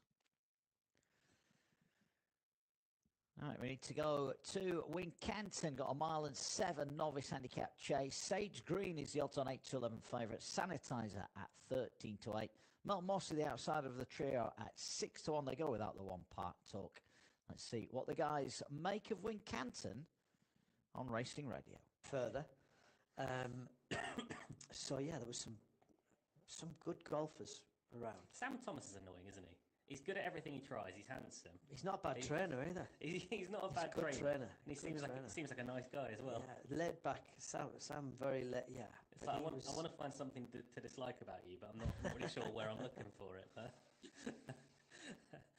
Runners at Wincanton are making their way out of the parade ring. They won't be too long. There's only 3 of them to get ready. But they're heading down for the start as we speak. Market is as follows. In fact, quickly, just over at Kempton. South of the border, 9 to 4 winning favourite. Pep talking 7 to 2. It was a studio forecast, and the forecast paid £11.50 as we are heading towards Wincanton. Sage Green 4 to 5, 13 to 8 for Sanitizer. Melton Mossy is 13 to 2. They come even further apart in the betting, John, since we spoke about this race 20 minutes ago. Sage Green 4 to 5. Yeah, really well back Sage Green has been today. Ground, no problem at all, was in very good form this time last year over hurdles. A win of Warwick and a decent second as well, stepping up on that at Chepstow. I thought ran very well at Kempton. early February, 7 weeks ago now, second to a horse called Gulagong, who was a shock winner on that occasion, but that was a 0 to 120 handicap hurdle. So to get into a much lower grade race over fences here. The one go over fences, that was a little bit of a concern at Wincanton earlier in the month. An early mistake and fell around halfway as well in a small field. The juice, for a lot of people, may have got out of the price now into around 8 to 11. I'm going to be with Sanitizer, but as we mentioned in that little mini preview after John Hall's email about 15 minutes ago, I get why people are a bit careful, probably looking to lay Sanitizer.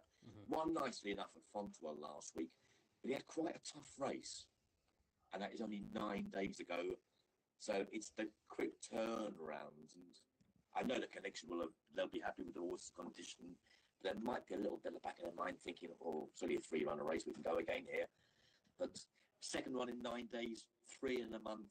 I'm going to be with Sanitizer, but I do get why people could be a little bit wary about him and maybe looking to lay him. Is representing the Gary and Josh Moore combination, Tom Cannon, on board, who'd ride a bit for the Moors, but Caelan Quinn, obviously number 1 rider, he's over at Kempton today. Tom Cannon, Andrew, was on last time around, but it's kind of the market's kind of making your picks in that Sanitizer, as you said earlier on, he's a little bit too far away from Sage Green price-wise. Well, you know, you got to bear in mind that the favourite did fall on his first out of offences last time, which certainly isn't ideal. You know, you'd prefer that to be different. Regarding Sanitizer, and you know, he's won twice on soft ground, but he still has good ground form, so I definitely wouldn't let that put you off him. You know, he started his career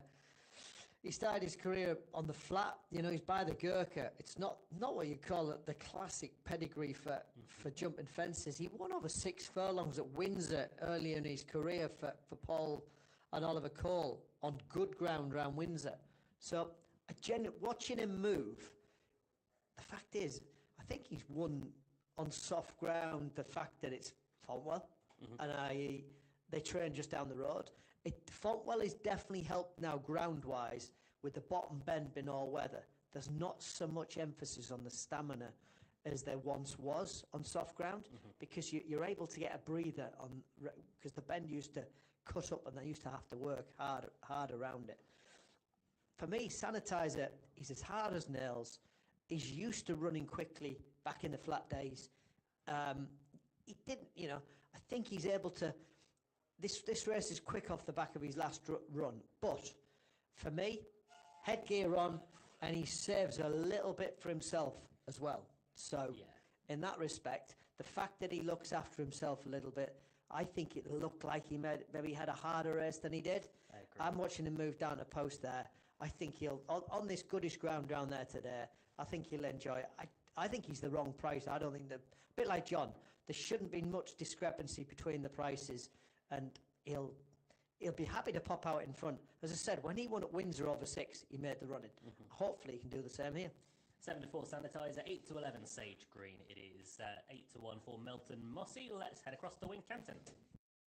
Off. No messing about with our starting team today, doing a great job. 2 miles the trip then, as they move down the side of the course towards the first of 13 fences. Sanitizer, Tom Cannon out in front in this Welcome Back to Racing Caroline Novices handicap chase. Leading, yellow cap on the outside is the favourite Sage Green. Melton Mossy on the inside is next as they come down the home straight for the first time. And Sanitizer jumped it ahead there of Sage Green and Melton Mossy as they move towards the middle fence down the home straight. Sanitizer chasing the hat-trick, coming up towards the next then in the hands of Tom Cannon. Sage Green in second and Melton Mossy back in third. Here's the last fence on the circuit then. It is number 4. And they're all over it safely. So the favourite, Sage Green, who fell at the 7th on his chase debut here just over a couple of weeks ago, is in the yellow cap on the inside of Melton Mossy. who was well beaten on his chase debut last month. He's in third. They're chasing the leader Sanitizer, the informed Sanitizer, as they move up towards the fifth, which is the water jump on this lovely sunny afternoon here at Wincanton. Turning right-handed then, Tom Cannon taking no prisoners here on Sanitizer, heading down the back straight, leading by about 3 lengths to Sage Green and Melton Mossy. In towards the first down the back at speed and on down towards the first open ditch of the race. Coming towards it now, Sanitizer the leader from Sage Green and Melton Mossy. So they continue down the far side. All jump that one safely. And continue now towards the next plain one, which is number 8 of the 13 fences. Sanitizer ridden into it there by Tom Cannon, making his mind up for him. The other 2 behind him jumped it in the air together. Sage Green, James Best on the inside of Melton Mossy and Connor Ring. Another open ditch coming up to them again here. Just jumping that a bit to the right there, Sanitizer, as they took that last fence down the back straight. Hasn't got the others off the bridle yet, though. He might lead by 3 lengths, turning out of the back straight. Just bumped along for the first time, Sage Green. But he is trying to close up a bit now. So too Melton Mossy. As they move down the side of the course, they've gone past their point of departure and head down towards the 4th last now. Always a tricky fence, downhill fence. At the back there, you saw Melton Mossy out jumping Sage Green, who's now hit a bit of a flat spot. Sanitizer pressing on as he turns into the home straight now with 3 more fences left to take. And it's Melton Mossy who moves up now into clear second place following that mistake by Sage Green. Here's the 3rd last now. Sanitizer over by 2 lengths, but he's being encouraged along now by Tom Cannon. Melton Mossy and Connor Ring are travelling pretty strongly, you know. They're coming up towards the 2nd last, closing down with every stride. Sanitizer, Melton Mossy in the air together. 5 or 6 clear of Sage Green, the odds-on favourite back in 3rd, who shortly held. Here's the final fence, and Melton Mossy has come through, and he jumped it pretty well too. Sanitizer trying to back up on the inside. He's trying to close again. Melton Mossy, Sanitizer, and it goes to Melton Mossy. Goes on to win for Connor Ring and Kath Williams. Sanitizer 2nd and Sage Green only 3rd. Outsider of 3, Well, the outsider of 3, yeah. Connor Ring on board, 8-1. The winner, Melton Mossy, jumped really well, didn't it? And just outstayed the pick of the guy, Sanitizer, back in 2nd. If you're on the favourite, disappointing really. Sage Green never really in it. Over at Central Park, 1 and 4 involved in a photo there for the 351.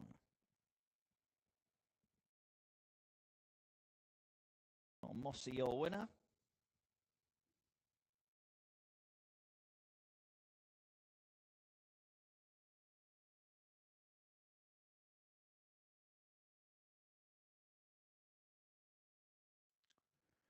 Counting down at Heritage Park, William Hill 2.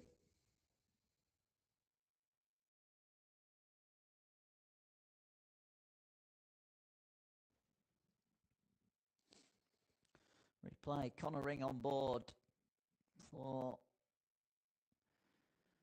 the winner there. 8-1. Did it just cut across? Sanitizer, 8-1 the winner. Sanitizer back in 2nd. That's Chantilly. They're down at the start. This will be the 350 mile and a furlong handicap.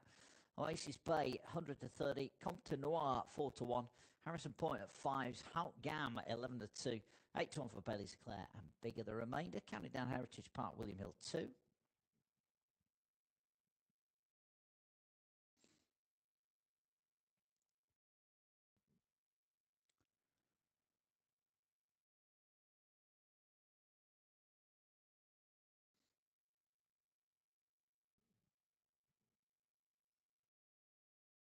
Chantilly are about to load up for their next race. This is a mile and a furlong handicap here in France. Next racing in the UK will be at Kempton, 4:05, going over 3 miles there in a Class 3. Well, welcome to Cartries.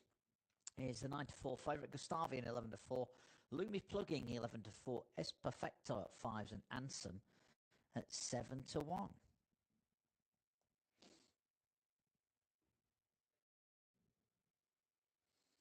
Right, we had a delay, didn't we, at Sunderland? Looks like their next race is going to go off around about 4 o'clock. There was a problem with the traps, didn't go up, did they, for the 326? Fingers crossed with that one.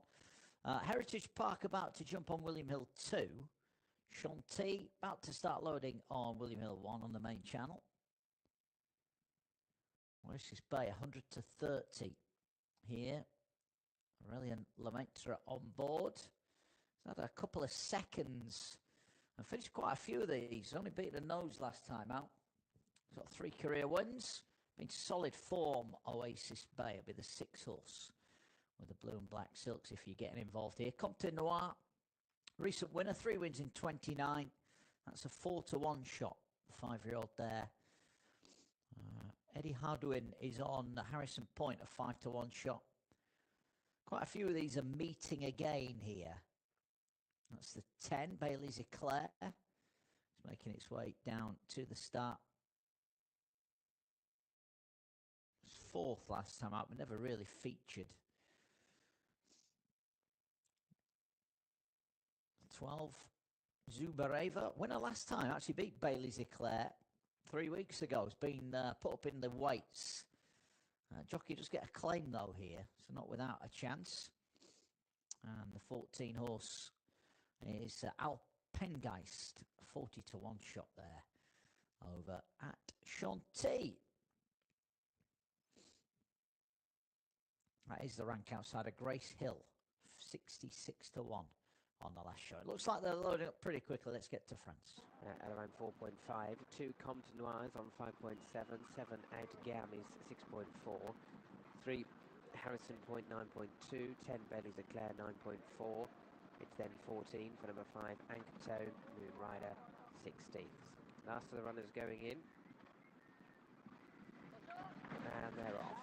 Racing at Chantilly. Slowly away there was Not So Silly as they jumped from the 1900-metre start. For these 4-year-olds and upwards handicap, and one of the first away, then down towards the inside. We've got Mangura, who's handy. Moon Rider's also prominent in the green colours. Compen Noir is bang there. And Ankto completes the front quartet, drifting over from a wide draw. Next in the field is Grace Hill, down on the rail next to Harrison Point, and they're being followed wider out by Eleanor, who's got a black cap. Blue headgear, deeper still is Zubareva as they move in towards the turn. Red cap right in the mid-pack is Alpengeist, and racing to the outside of Magic Stars, running the rail in black and blue. And then with the orange sleeves, 3 deep of those, we have Relaxa. Oasis Bay's next up, currently 4 from the back, 3 from the back, Not So Silly. Second last is Bailey's Eclair, and the back marker is Out Gam. About 12 lengths would cover them all then. They swing right-handed, and with the lead it's Moon Rider settling in front by a length and a half to in second position. We've got Compen Noir and also Ankto. A little deeper out is Zubareva, and they're followed back on the inside rail by a ridden along Mangura. Just making ground onto the heels of the leaders then is Harrison Point, and he's accompanied there by Eleanor towards the outside, who's being tracked through by Relaxa. Further back in the field towards the inside, Grace Hill's buried behind horses at the moment. Not So Silly, a lot to do with Oasis Bay. Just over 300 from home, Moon Rider has the lead, being pressed by Compen Noir. Between them with the noseband being driven along is Ankto, and here is Harrison Point making ground as well. These 4 have moved away from Oasis Bay. Just on the far side, Moon Rider, but now Compen Noir and Harrison Point move on by, and Harrison Point gaining the upper hand late on over Compen Noir. Out Gam flashed home behind them, and they were followed by Moon Rider and Oasis Bay. Yeah, Harrison Point, your winner. Was a little bit late support for that one, but wins and holds off Compen Noir back in second. It looked like the third was the 7-horse Out Gam over at Chantilly. Right, that's Suffuk Downs. Non-runner traps 1 and 3, 5-2 the 2, 7-1 trap 4, 11-8 trap 5, and trap 6 is 6-4. That's on William Hill 1. William Hill 2 will be at Sunderland for that delayed 326. We're down the card 9-1, 6-1, 9-2, 4-1, 3-1, and 6-4. Now they are going in then at Suffuk Downs for the 359. Not too much winning form on display here. in the 3:59. The favourite is Swanley Diaz at 11-8. Has got a recent win at the track. That was in A6. Let's see how they go on here. Back in the grade. 1 and 3 don't go. But Suffuk Downs a hair on the move.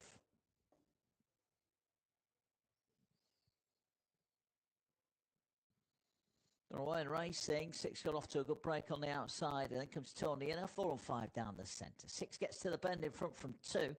4 to shuffle wide at the opening bend, and 5 is the early back marker. 6 and 2 battling it out front end. 4's getting closer, and 5's not without a chance. All 4 in with a chance. 4 just got checked there as 6 carries on. Melbury Loki out in front. 6 has just burst clear by a couple of lengths up to the line. 6 is going to win. Tight. 2, 4 and 5 for the Miners, but trap 6 your winner.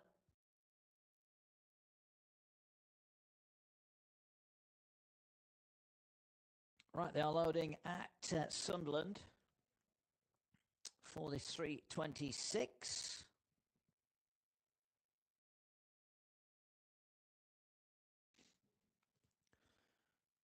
Lady of Rivendell, trap 5, the pick of the post. Let's see how they go at Sunderland. Hopefully this time, fingers crossed, everything goes to plan. And they're away and racing. 3 and 2 away well down the centre. Then comes 6, 5, 4 and 1 the early back marker. 6 goes on. 5 just got bumped and we lost one at the back as 6 goes on from 2. Then comes 5. It's 6 and 2 have pulled well clear of 5. 6 on the wide outside is Speedy Rita. Going on here by about 3 lengths to 2 and 5 who are trying to close. But it's 6 who's out in front. Off the bend up towards the line. 6 and 2. 6 will beat 2. 5 back in third.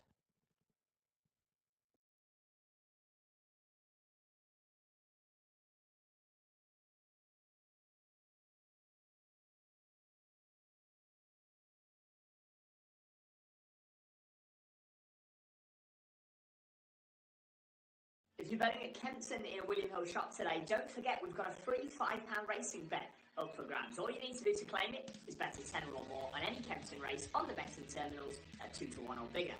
I'm prepared to forgive Welcome to Catrier a lesser effort at Ascot last time around. I think he might have struggled on the soft ground that day, and back on a quicker surface should see him in a better light. He was a game winner over 3 miles 2 starts ago at Sandown, and the last time he raced here at Kempton, it was in the Grade 1 Quarto Star behind the Jukebox Man. Certainly nothing of that calibre up against him today. Whether it's him or something else, put a tenner on the action at Kempton today and get a free £5 racing bet to use tomorrow. Yeah, stake £10 or more on a race at Kempton today. Get a £5 free racing bet to use tomorrow. Welcome to Cartridge is the favourite. That's the one on your screen right now. 9 to 4, 5 to 2 Lumi plug-in. Gustavian 100 to 30, 11 to 2 Es Perfecto and Ansem. Let's join Luke Elder and the team on Racing Radio. Get their thoughts at Kempton. As we look ahead to this 405 Kempton Park, where a small but select field, I think it's fair to say, are going to line up over 3 miles. Top weight, the old boy Gustavian, one of a trio, remarkably, of 11-year-olds here. Gustavian and Sam for Kath Williams and Sean Bowen, and Es Perfecto for Alan King and Tom Bellamy, who himself is looking for a double on the card after his earlier winner for double recording Henrietta Knight. Here he's on board for his usual employer, Alan King. Andrew Thornton, small but select, something's got to win. Tricky on paper. What is it? Yeah, it's certainly interesting, the fact that Welcome to Cartridge he's had a couple of wind-ups before, and I don't know, he hasn't quite fired recently. You obviously just, he last ran on the 5th of December. He was a non-runner at Kempton in January. He pulled up in January. He's a non-runner then again in March. I'd say probably the ground in March was against him, but he's obviously the wind is a bit of an issue, so hence the reason on good ground. Just the way the Williams horses are running, I think Anzam's quite interesting. I think it'd be ridden positively. He's up against Gustavian. He tipped up last time out, but good ground's his bag. There's ifs and buts about quite a few of these in here.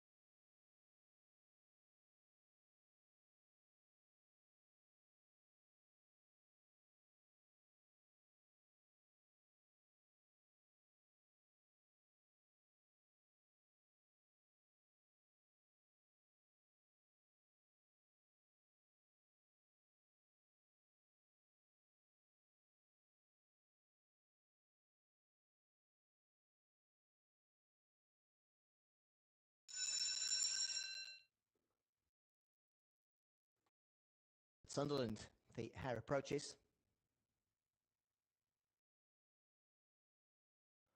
Lids Rise off away racing Sunderland, and in the 5.56 in the early footsteps, the two-dog Fado Majestic was the first one to take them along. Quickly is swallowed though and swamped by rivals on both sides. 146 take up the baton, and the one dog just about sticks a nostril in front, but several changes of leadership. On goes the six-dog Boulevard Kelly. Kelly's hit the front, surging down the home stretch. 6 is going to win this. Looks like a 6-1-4 outcome. But no question, tight enough for second and third between 1 and 4. But the winner, Boulevard Kelly, trap 6, takes the spoils in the 5.56.